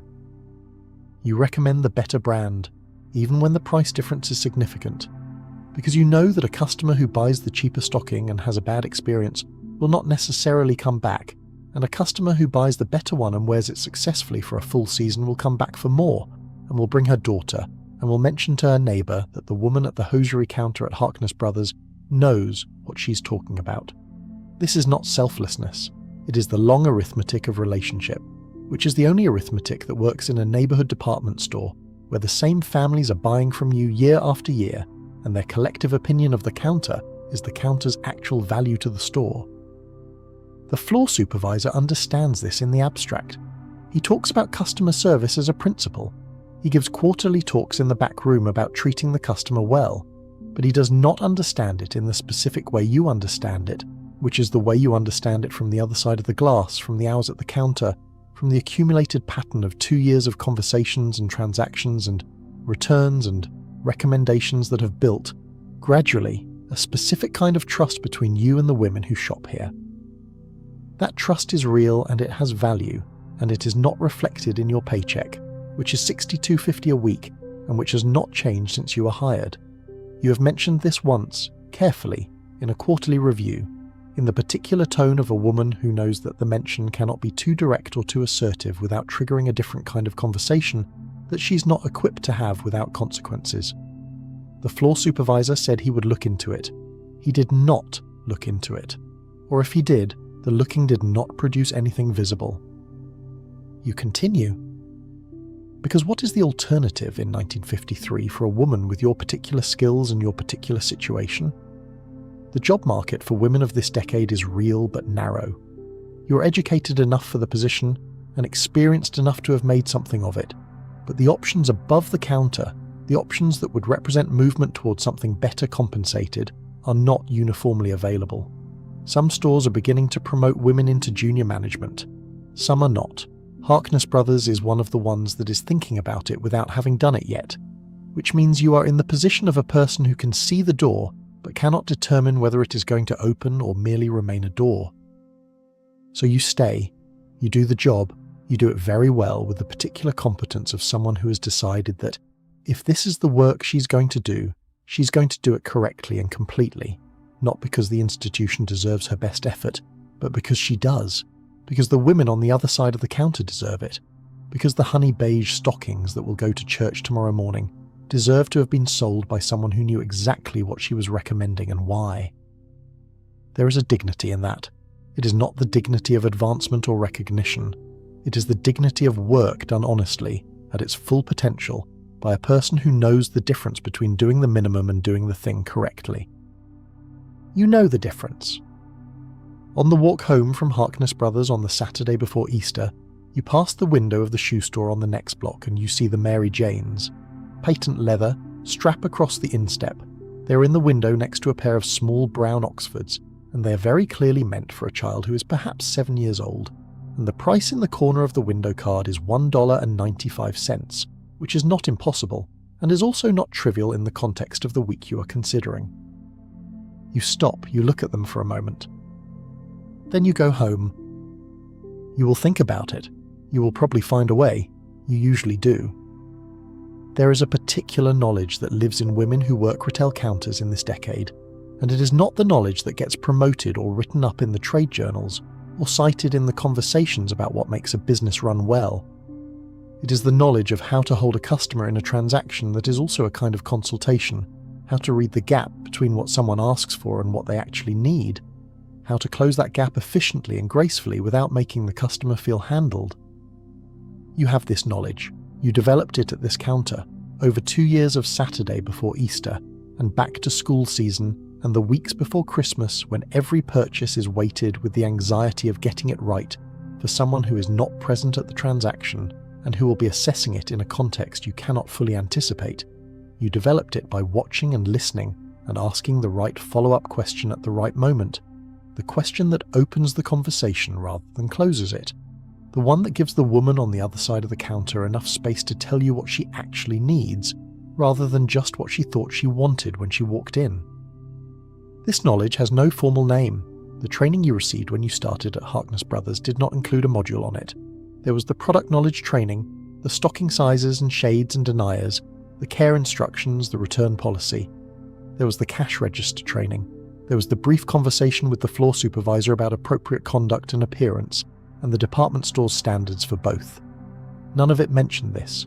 None of it acknowledged that the real skill, the one that makes a good saleswoman into a genuinely useful one, is something you build through attention over time, something the training cannot transmit because it can only be acquired by being present day after day in the specific human moment of a woman trying to get something right for an occasion that matters to her, and caring enough about that project to help her with it properly. You're paid $62.50 a week. You receive no commission, because Harkness Brothers does not pay commission at the counter level. You receive a modest employee discount on merchandise, which is how you afford the honey beige stockings you will wear to church tomorrow. You receive the satisfaction of a job well done, which is real and which you would not dismiss, but which is also not the same thing as being paid for the full value of what you bring to the counter every Saturday morning and every day in between. The women who built the knowledge that made this counter work, who learned to read the Easter morning anxiety in a customer's eyes and respond to it correctly, who memorized the shade chart and the size chart and the seasonal preferences of the regular customers and the specific things that the suntan shade did and did not work with in different light conditions. These women were doing skilled work, specialized work, work that required intelligence and attention and genuine care about the outcome. That work was paid like general labour because the retail economy of this decade had made its decision about what women's skilled knowledge was worth, and the decision was what it was, and most of the women at the counters accepted it because the alternative was not obviously better, and because the job, even at $62.50 a week, gave you something that other options did not: a reason to leave the house, a structure for the week, a set of relationships with customers that were not exactly friendships, but with something real and regular, and occasionally something more than transactional. You know this woman's name, the one who came in breathless at 4:25. You have sold her stockings for 3 Easters now. You know she has 2 daughters and a husband who travels for work, and that last Easter she bought the wrong shade and has not forgiven herself entirely. You know she will wear honey beige tomorrow, and that it will look right with whatever she's chosen, and that she will not have a run, because she also bought a backup pair, which you suggested, and which she accepted with the relief of someone who's been told the correct thing at the correct moment. She will go to church tomorrow, and she will look fine, exactly right, appropriate and composed, and everything a woman going to church in 1953 is expected to look. And no one in that pew will know about the conversation at the counter, the 2 minutes in the stockroom, the particular skill of the woman who sold her what she needed and sent her home ready. But it happened, and it mattered. There is something you know at the hosiery counter that you do not know how to say, not in the vocabulary available to a woman in your position in 1953, but that you feel with the particular precision of knowledge that lives in the body rather than the mind. The stockings you sell are not just stockings. They are the last element of an outfit that required enormous preparation to assemble, and they are the most vulnerable element, the most likely to fail at the most visible moment, and the women who buy them are buying not just a product but a form of protection against the most specific and most public kind of failure available in the church dress code of the era. A run in your stockings at church is not a small inconvenience. It is a visible declaration that something went wrong in the preparation, that the careful management that produced every other element of the Sunday morning appearance had a gap in it, and that gap is now on display in plain sight in the 3rd pew from the front. This is why the Saturday before Easter is what it is.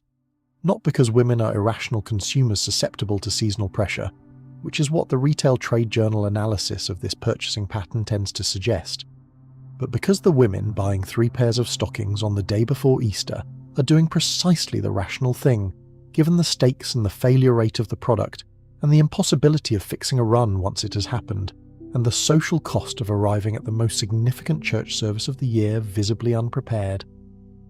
The rationality of their purchasing is something you understand completely, and that is almost never named in the trade publications you occasionally see in the back room when the floor supervisor leaves them on the break table. Those publications discuss the pre-Easter hosiery buying surge as a demand pattern, as a seasonal spike, as a marketing opportunity. They do not discuss it as the very sensible response of women who have learned, from experience, that 1 pair of stockings for a high-stakes occasion is a gamble that the occasion does not warrant. You discuss it that way, at the counter, with the women who are buying. Not explicitly, not in a language that names the analysis, but in the way you make the recommendation, in the way you say you might want a backup pair, matter-of-factly, as though this is simply the obvious thing, because it is the obvious thing. And the women who take the recommendation are grateful in the way of people who have been told the correct thing at the moment they needed to hear it. The specific social function of the hosiery saleswoman in the 1950s department store is not recognized as a social function. It is recognized as a retail job. The distinction matters, because a retail job is paid according to the value of the transaction completed, and a social function is paid according to the value of the function performed, and the value of the function performed here, in the specific context of helping women successfully navigate a high-stakes social code with limited resources, and the permanent possibility of product failure at the worst moment, is considerably higher than the value assigned to the retail transaction.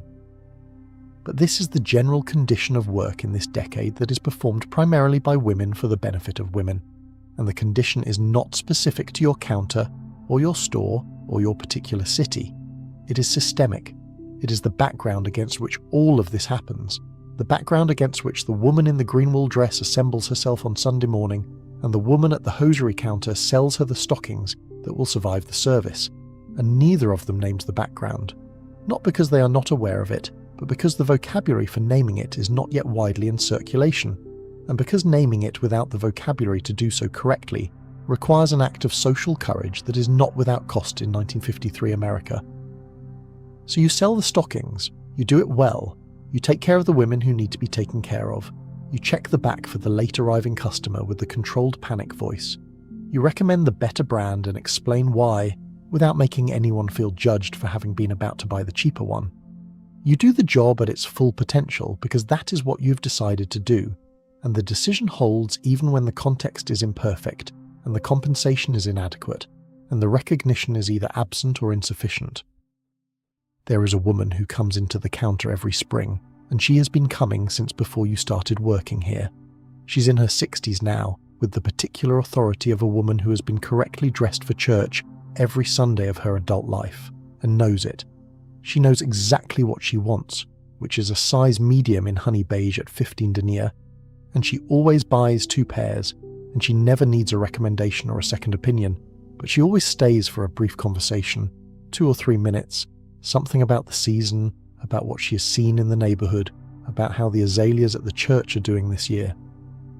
You think about her sometimes on the walk home, this woman who's been buying the same stocking for 30 years, who has worked out the solution to the hosiery problem with such thoroughness and such long practice that the solution is not even a decision anymore, just a routine, just the thing you do in the second week of April because you have done it in the second week of April since before the war.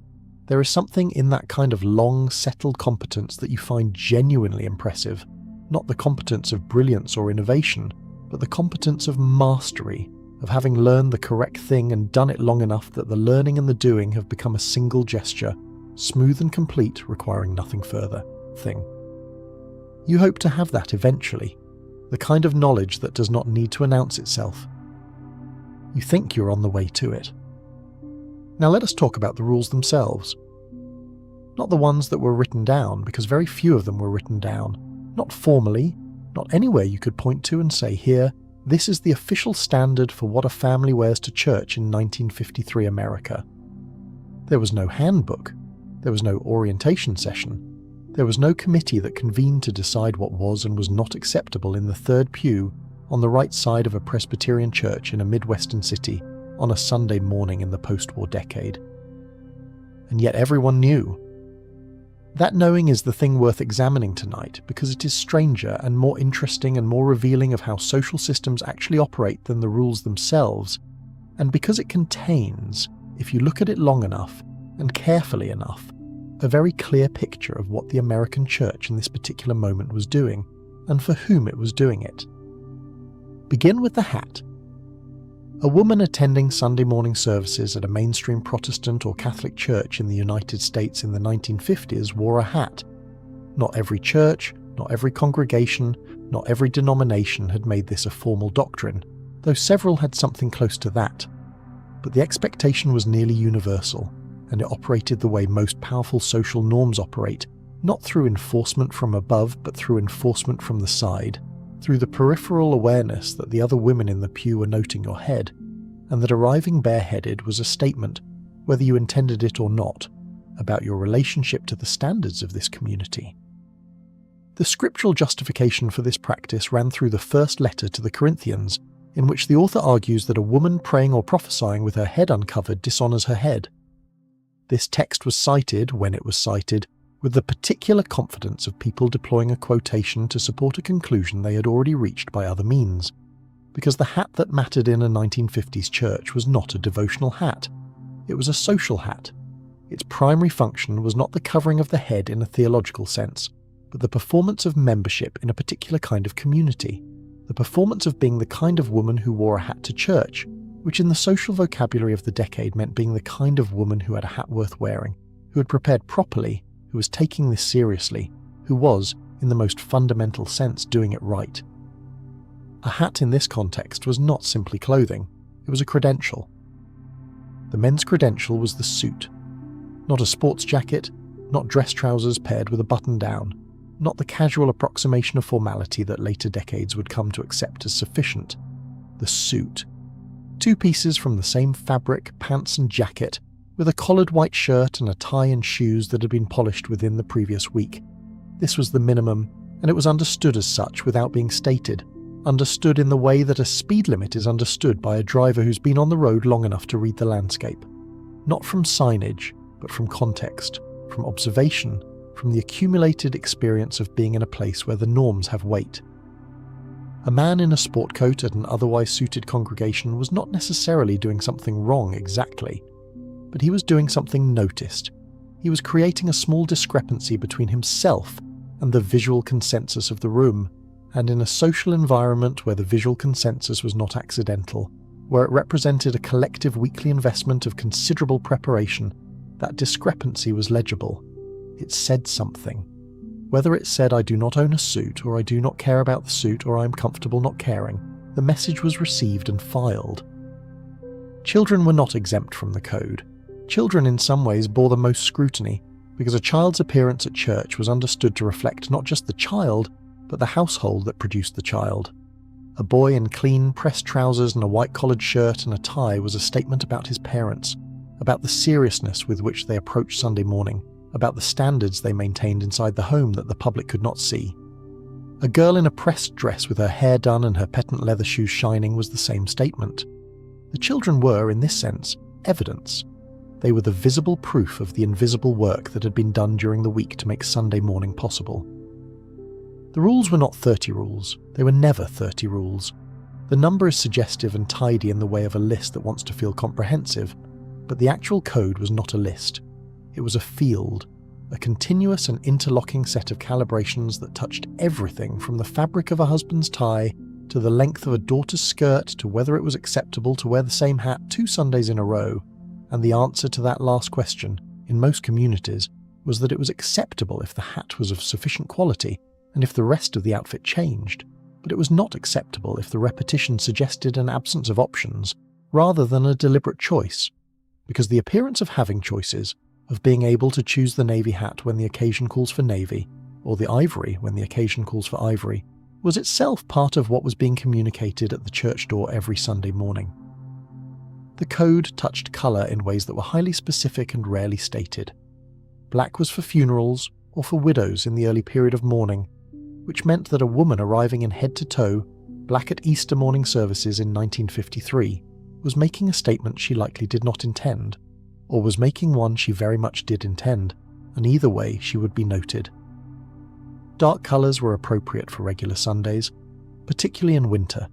Pastels were Easter, almost unanimously, which meant that the spring stocking season at a counter like the one at Harkness Brothers was also the pastel season, women coordinating their honey beige or their sheer champagne to the powder blue dress or the soft rose suit that they had selected for the specific visual register of Easter morning, when the church filled with the accumulated pastel decisions of everyone who had spent the preceding weeks thinking about this.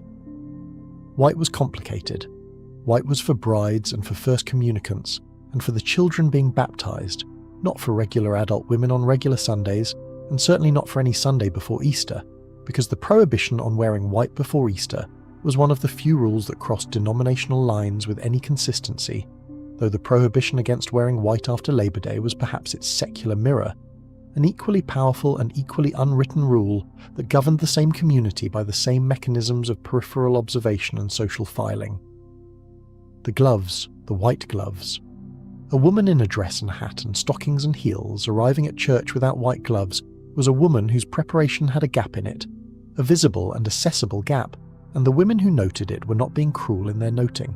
They were the same women who would note if your hat was on crooked, or if your stocking had a run, or if your children's shoes were scuffed, because their noting was the mechanism by which the code maintained itself, the enforcement without an enforcer, the compliance without a written rule.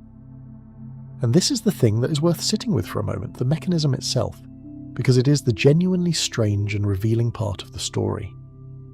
No one appointed the women in the third row as arbiters. No one gave the floor supervisor of the church social standards a title or a salary or a formal role. The function simply existed, distributed across the community, operating through the accumulated social pressure of people who had all independently decided that the standards mattered and were all independently applying them to each other simultaneously. It was a system without a centre, without a chairman, without a memo or a guidebook or an explicit conversation about what the standards were, and yet it was a system. It worked. It produced, week after week, a room full of people who were dressed to a level of consistency and care that would be remarkable in any other context. What it did not produce, and what it was not designed to produce, was an acknowledgement of the cost of all this. The cost was not mentioned in the church bulletin. It was not the subject of a sermon, at least not in any of the churches we are imagining tonight. The minister who stood at the front of the room in his vestments and delivered his message into a pew full of pressed and polished families had no visibility into the Saturday night ironing and the Sunday morning hair setting and the 3-year-old patent leather shoes that had been resold twice to get another season out of them, and the budget negotiations that determined whether this Easter there would be a new dress or a freshened version of last year's, with a different collar, with a new ribbon, altered in the ways that a skilled woman with a sewing box and a few hours on a Thursday afternoon can alter something that needs to look like a choice rather than a repetition. None of that was visible from the pulpit. What was visible was the result. The assembled, the properly attired, the evidence of a week's worth of invisible work presented as a seamless Sunday morning. And the minister, not unkindly, not dishonestly, simply accepted the result as the beginning of the story, without being required to reckon with the chapter that came before it. The specific church dress code of the 1950s did not appear from nowhere. It was the product of several converging pressures that the decade itself generated, and understanding those pressures helps explain both why the code was as rigid as it was and why it began to dissolve, not suddenly but gradually, in the 2 decades that followed. If you like the video so far, please leave us a like and a sub. A sub to the channel helps us make more videos for you to watch and keep the channel alive. Oh, and if you'd rather just listen, we're on Spotify too, link in the description.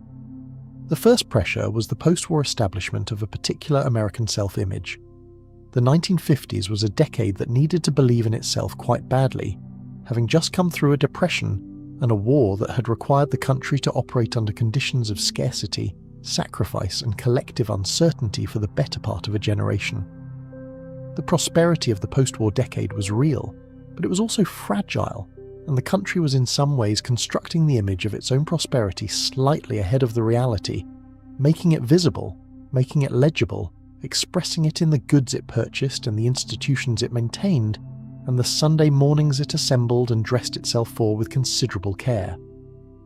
The church was one of the primary venues for this self-expression. Church attendance in the United States was extremely high in the 1950s, not entirely for reasons of theology, though theology was certainly present, but also because church was a social institution, a community anchor, a place where the family presented itself as a coherent and stable unit in a context that validated that coherence and stability in return. The church dress code was part of what made that validation meaningful. You did not present yourself at this institution casually, because casualness would have undermined the seriousness of what was being claimed, that this family was solid, that this household was functional, that this community was maintaining itself, that the post-war American project was, in this neighbourhood, at this moment, being carried out as planned. The second pressure was the advertising industry, which in the 1950s reached its first full maturity as a force capable of shaping behaviour at scale. The magazines, the radio programmes, the early television broadcasts, all of them were producing an image of American domestic life that was, for a certain segment of the population, recognisable enough to function as aspiration rather than fantasy. The woman in the Kotex advertisement, and the woman in the Good Housekeeping feature, and the woman at the sink in the Crisco commercial were all, in a sense, the same woman. Well-dressed, organised, composed, her household visibly in order, her family visibly well-tended. The church appearance code aligned with this image and reinforced it. The well-dressed Sunday morning family was the same image the advertisements were selling, translated from the magazine page into the actual physical reality of the neighbourhood street and the church pew. The third pressure was the specific social architecture of the post-war suburban neighbourhood, which placed families in close proximity to each other, with a degree of mutual visibility that urban apartment living and rural dispersal both made harder to achieve. In the new suburbs, you could see your neighbours every day. You knew their routines. You recognised their car and their children and their pattern of going and coming, and they knew yours. This visibility was not purely surveillance, not purely social pressure in the negative sense, but it was observational in a way that made the private things more public and the public things more meaningful. The Sunday morning walk to church, in this context, was not a private act.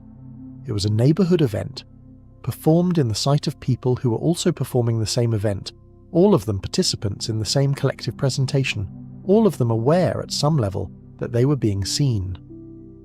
The code held in this environment with the particular stability of norms that have multiple simultaneous enforcers.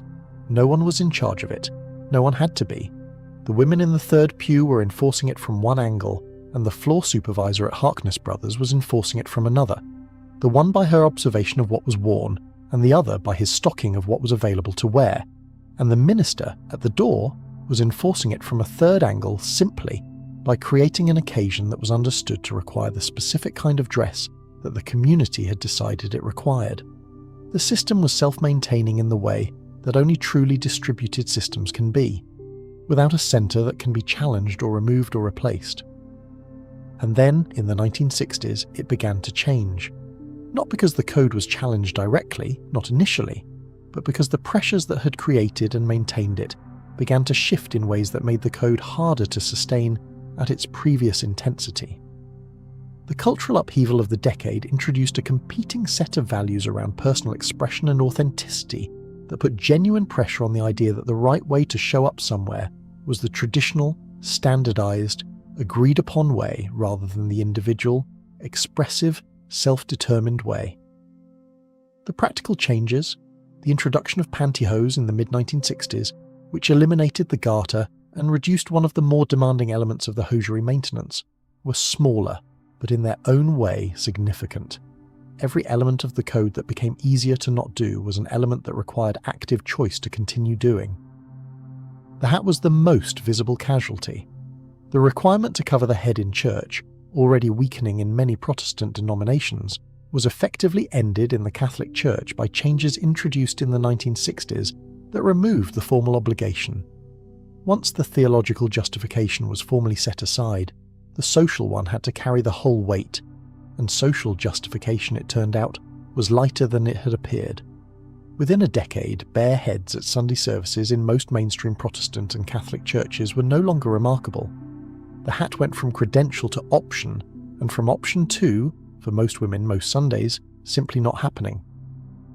But even as the formal code relaxed, even as the specific rules softened and the enforcement mechanisms weakened and the girdle and the gloves and the seamed stockings retreated from the Sunday morning routine, the underlying impulse did not disappear entirely. The impulse to show up to a significant occasion in a form that communicates care and seriousness and membership, that impulse is not a product of the 1950s. It is considerably older. It is in the human relationship between occasion and dress, between community and visible participation, between belonging and the performance of belonging that is also, when it is genuine, a form of belonging itself.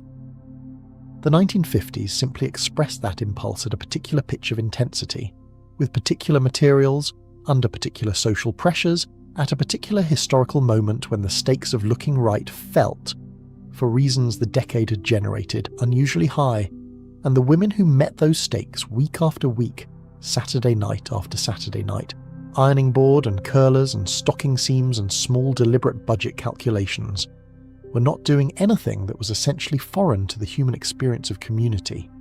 They were doing what people have always done when they belong to something they care about showing up for. They were getting dressed. They were choosing the hat that matched the dress and the stockings that would survive the service, and the shoes that would make the 12-minute walk and then another hour of standing. And they were doing all of this with the particular competence of women who had made the calculation so many times it had become unconscious, a skill so thoroughly internalized that it no longer felt like skill, only like the ordinary shape of Sunday morning, which was itself the achievement, that something requiring this much preparation and attention and ongoing management had been refined to the point where it looked, to everyone who did not do it, like nothing at all. There is one more layer of the church dress code story that has not yet been fully examined tonight, and it is the layer that involves the specific American Protestant theology of the body and its presentation, the question of what the tradition actually said, or failed to say, or said in ways that were subsequently reinterpreted to mean something quite different from what the words originally intended. The biblical warrant for elaborate church dress was, when you examined it closely, considerably thinner than the social practice would suggest. The New Testament is not, on the whole, enthusiastic about the dressed-up body as a vehicle of spiritual expression. The opposite is actually closer to the textual record. There are multiple passages cautioning against the use of clothing and jewellery and personal adornment as a means of social competition or display, passages that are straightforward enough in their meaning, that the existence of an entire industry of church dress and a powerful set of social norms around it required considerable interpretive work to maintain in anything like coherent relationship to the underlying text. This interpretive work was done, and done fairly thoroughly, in the decades leading up to the 1950s, and the result was a broad social consensus that God was honoured by one's best, that showing up to worship in one's finest was an expression of reverence rather than vanity, that the same instinct that led a person to clean their house before a distinguished guest arrived was the appropriate instinct to bring to the preparation for Sunday morning worship. This argument is not dishonest exactly, and it has real theological precedent in the traditions that built elaborate houses of worship and commissioned beautiful music and invested in the visible beauty of the sacred space as a means of expressing and reinforcing the importance of what happened there. The question of whether that same logic applied to the personal dress of the individual congregant was perhaps more contested, but the contest was not widely visible in the 1950s, because the social consensus was strong enough that the theological argument did not need to be made explicitly. It was simply assumed. What was perhaps more interesting theologically was what the church said when it had an opportunity to say something directly about the burden of the dress code, about the families who could not meet its standards, about the people who sat in the back pew in their best ordinary clothes because their best ordinary clothes were all they had, and what the church had to say, when it had to say something, was usually very little. Not nothing, not always. There were ministers in the 1950s who preached explicitly about the danger of the appearance code becoming a barrier to welcome, who named the exclusion directly and argued against it from the Gospels, and these ministers were doing something genuinely courageous in the specific social context of the decade, which rewarded the code rather than questioned it. But they were not the dominant voice. The dominant voice was the one that looked out at the assembled Sunday morning and accepted what it saw as the natural expression of a community in good standing with itself.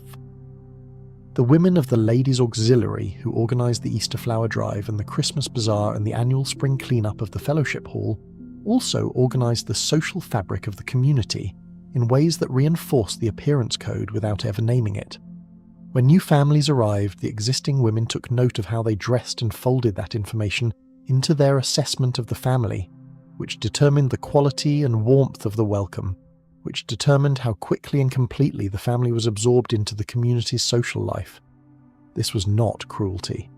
Most of the women doing this assessment were not people who thought of themselves as excluding anyone, and they would have been genuinely surprised to hear it described that way. They were applying standards they had been applying their entire adult lives to the question of membership, standards they themselves had met at great personal cost, and they applied them to newcomers because the standards were real, because meeting them was genuinely difficult, and because that difficulty was, in the specific social economy of this community, part of what made the meeting of them meaningful. The exclusionary dynamic and the authentic community feeling were not in competition. They were produced by the same mechanism. The code created the sense of shared standards and shared effort and shared identity that made the community feel like a community, and it did so in part by being genuinely demanding, genuinely costly, genuinely not available to everyone equally. The belonging it produced was real, and the people it excluded were real, and both things were products of the same system, operating by the same logic, with the same consistency on every Sunday morning of the decade. What we are left with, looking back at those Sunday mornings from the distance of several decades, is not a simple story. Not the golden age of American church-going, which certain kinds of nostalgia want it to be, where everyone dressed properly and the communities were strong and nobody complained, and not the regime of oppression and social control that another kind of retrospective account might offer, where the appearance code was purely a tool of conformity and exclusion, and the women who maintained it were victims or enforcers or both.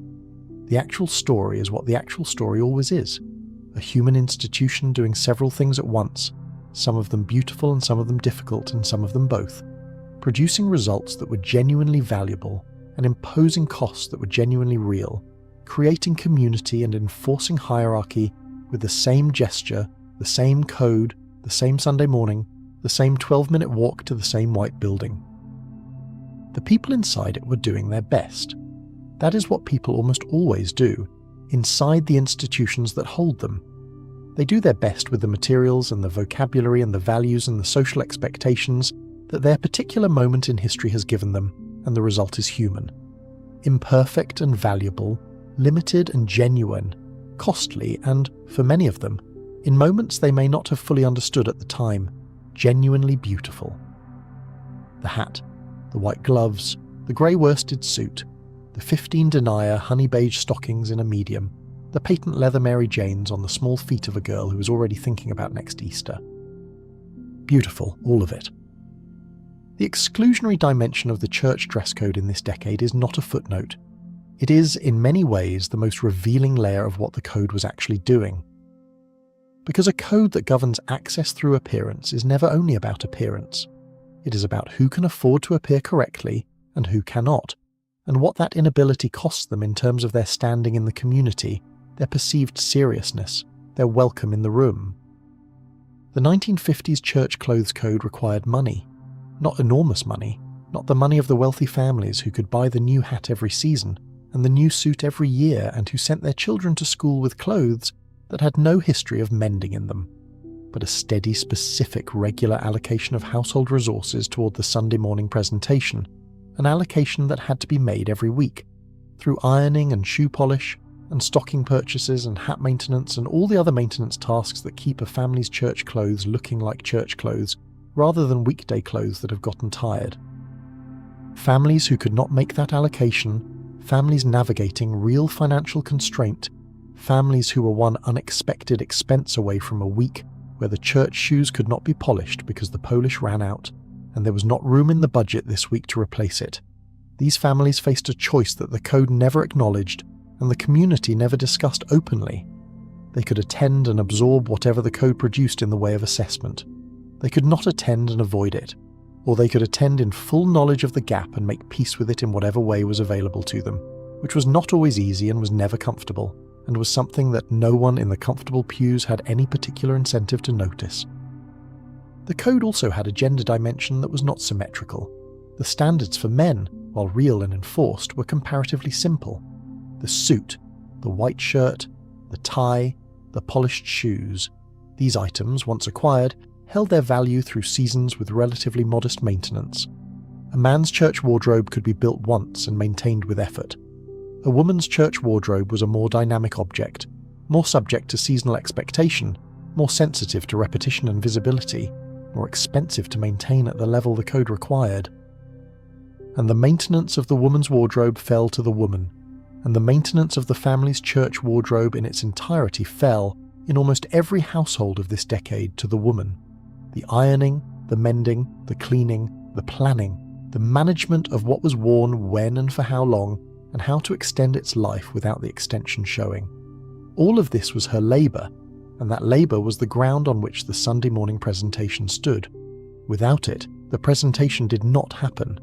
With it, the presentation happened and received its acknowledgement in the form of being judged adequate, which is not the same as being recognised, and is emphatically not the same as being thanked. The women who held the church dress code in place, who maintained it through their own invisible preparation, and who enforced it through the social mechanism of observation and assessment, were also the women most burdened by it. They bore the highest compliance cost, they did the largest share of the maintenance labour, they received the most scrutiny, and they had the fewest resources with which to recover when something went wrong, when the run appeared, when the hat had seen one too many seasons, when the budget did not stretch to the new Easter dress this year, and the alterations on last year's would have to be good enough. These women were not passive. They were not victims of a code they had not chosen and could not change. Many of them believed in the code genuinely, not because they had been deceived about it, but because they understood what it was doing, understood that the Sunday morning presentation was a form of community identity, a way of saying we are here and we are serious and this matters to us, a form of belonging to something larger than the individual household. They believed in the code because belonging is not nothing, and the visible performance of belonging, however expensive, gave them something real, a place in the room, a recognised role in the community, the specific satisfaction of having done the thing correctly. The code was doing many things at once. It was creating cohesion, it was enforcing conformity, it was providing a framework for community identity. It was generating significant amounts of invisible labour and directing that labour downward and inward toward the people who could least afford to resist it. And it was producing, week after week, in pews across the country, the particular visual experience of a community that had agreed, without ever quite saying so, on what it meant to show up. That experience was real, the community it produced was real, and so was the cost. What the magazines showed in those gleaming, full-colour spreads of Sunday morning America was the result. The pressed family on the church steps, the daughter in her navy dress with the Peter Pan collar, the husband in his grey worsted, the wife in her green wool dress and her white gloves and her hat that matched close enough. Everyone where they were supposed to be, looking the way they were supposed to look, the visible proof of an enormous and mostly invisible effort. What the magazines did not show was the Saturday night ironing, or the Sunday morning logistics, or the budget calculations, or the woman who stood at her kitchen counter in her church dress at 7:15 in the morning with a cup of coffee that had gone slightly cool while she checked for the 4th time whether the children had what they needed, and calculated how many more Sundays the navy dress would last before she had to start thinking about what came next. That woman is not in the photograph, but she made the photograph possible. She made all of it possible. She is the reason the room looks the way it looks when the minister stands up to speak, the reason the pew is full of pressed and polished families who appear to have arrived at this moment without particular effort, because she's very good at making effort invisible, which is, when you think about it, its own remarkable skill. The skill of producing a result so complete that the work behind it disappears entirely from view. And she will do it again next Sunday. And the Sunday after that. And after that. The children of the 1950s who sat in those pews in their pressed clothes and their polished shoes are the adults of today, or many of them are, and the memory they carry of those Sunday mornings is not uniform and not simple. For some of them, the memory is warm in the specific way of things that cost something and were worth it. The smell of the wood pews, the weight of the suit jacket in a warm church in June, the particular satisfaction of having done the Sunday morning correctly and knowing it, the sense of being part of something larger than the household, held inside a community that had agreed on this form of showing up and that recognised you when you showed up in it. For others, the memory has a different texture. The memory of the girdle, for women who wore them starting in their early teens. The memory of the shoes that did not quite fit but were the shoes available. The memory of the cold in winter, walking to church in clothes that were correct but not warm, because correctness and warmth occupied different registers of the dress code and were not always available simultaneously. The memory of the mother who was still managing things from the kitchen when the rest of the family was at the door, who arrived at church slightly behind, slightly breathless, and settled into the pew with the particular composed stillness of a person who has been running hard for hours and has now stopped completely and is not going to let the stopping show. That memory is specific. It is the memory of watching, as a child, a form of competence that was not acknowledged as competence, the management of an enormous logistical and social operation conducted entirely in the register of the ordinary, presented as if it required no particular effort, maintained at a level of quality that would have been remarkable in any other context, but that passed, in this context, without remark. The children in those pews grew up, and many of them made different choices about church and about the dress code, and about the kind of Sunday morning they wanted to construct for their own families. The 1960s and 70s were, among other things, a renegotiation of the terms under which people would participate in institutions like this, and many of the terms that got renegotiated were clothing terms: the hat, the gloves, the girdle, the suit that had to be a suit and nothing adjacent to a suit. The renegotiation was not always gentle and not always successful in preserving what was worth preserving, which was the sense of community and shared occasion, while releasing what had become genuinely burdensome, which was the particular weight of a code that had been enforcing conformity at a cost that was distributed unevenly and acknowledged almost never. What survived in many congregations was something more relaxed in form but not necessarily in spirit. The sense that showing up to something that matters requires a version of yourself that acknowledges the mattering.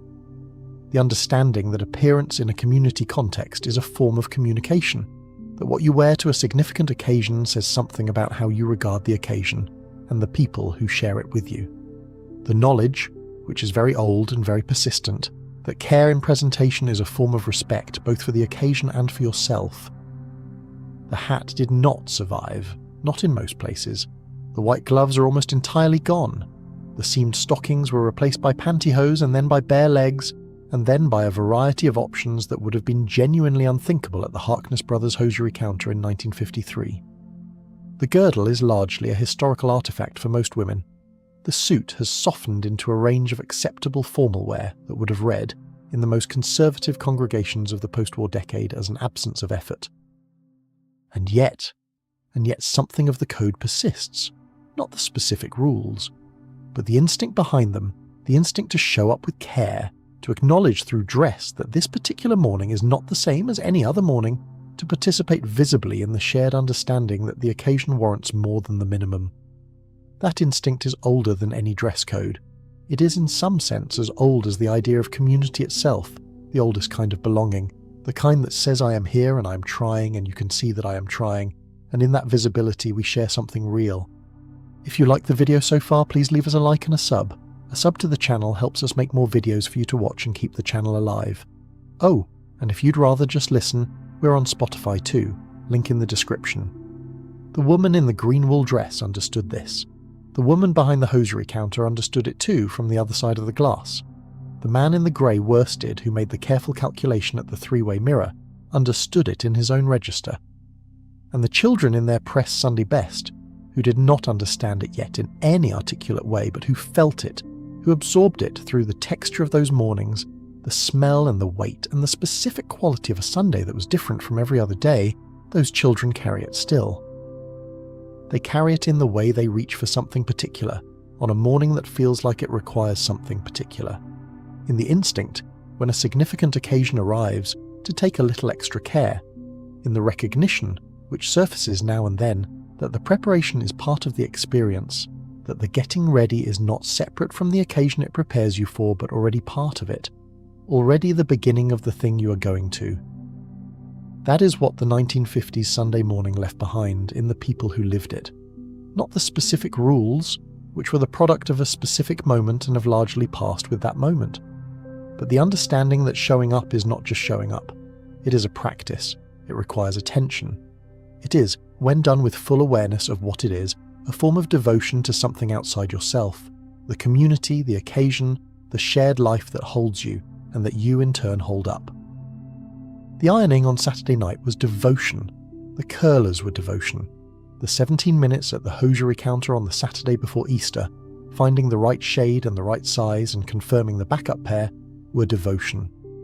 The Saturday afternoon at the department store with the three-way mirror and the careful calculation, the decision that yes, this fabric, this construction, this is the right investment for what comes next, was devotion. None of it was named that way.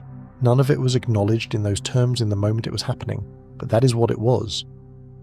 And somewhere in a kitchen that smells of coffee and something baking slowly in the oven for Sunday afternoon, a woman in her green wool dress has just put on her white gloves and is calling to the children that it is time, that the walk starts now, that the morning is not going to wait for them any longer, and she is right, and they are coming, and the door is opening onto the April morning, and the elm trees and the 12-minute walk to the white building at the end of the block, and the morning is doing its usual remarkable thing, receiving them. Tonight we have spent time in a world that is, in many ways, gone, at least in its specific 1953 form.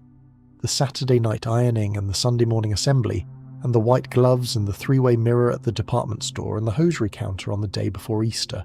But the thread running through all of it, the thing that connects the woman in the green wool dress to the saleswoman with aching feet, to the Botany 500 suit on the hanger, to the code that no one wrote down but everyone followed, that thread is not gone. It is still here. It is in every social environment where appearance carries meaning, every institution where showing up correctly requires preparation that no one sees, every context where the work of belonging is distributed unevenly, and the people who do the most of it receive the least acknowledgement for it.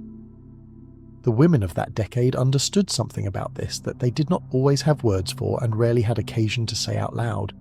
They understood that the visible result and the invisible work are connected, and that the connection is not accidental, and that the people who see the result and not the work are not necessarily wrong to appreciate the result, but they are missing something real when they fail to account for what it cost. Those women were building something. Not just a Sunday morning presentation, though they were doing that too, doing it with remarkable skill and consistency, under conditions that the magazines never quite captured. They were building the texture of a community, the shared language of a neighbourhood, the sense of continuity and belonging that comes from people showing up week after week in recognisable form, in the particular way that this particular community had agreed to show up. That is not nothing, in fact it is quite a lot. The code was real, and the cost was real, and the exclusions were real, and the labour was real, and the belonging that the code produced was also real. These things are not contradictions that require resolution. They are the actual texture of a social institution, the way real institutions always are, useful and demanding and imperfect and more complicated than the official image and more human than the critical account, made by real people doing their best with the specific materials their particular moment in history gave them. We can look at the women in the church pews of 1953 with something more useful than either nostalgia or condescension. We can look at them the way they deserved to be looked at but rarely were, with the full acknowledgement of what they were managing, what it cost them, and what they managed to build out of it. Which was, among other things, the memory that their grandchildren and great-grandchildren carry forward today, the smell of that kitchen on a Sunday morning, the specific weight of the white gloves, the sound of the patent leather shoes on the church steps, the light through the window in the fellowship hall, the particular coffee in the paper cup. Those memories are not accidents. They are the inheritance of a great deal of invisible work. They are what that work became, over time, and they are, on a quiet night like this one, when the week has finally settled and the breathing is slowing and the lights are down, exactly the right thing to rest inside.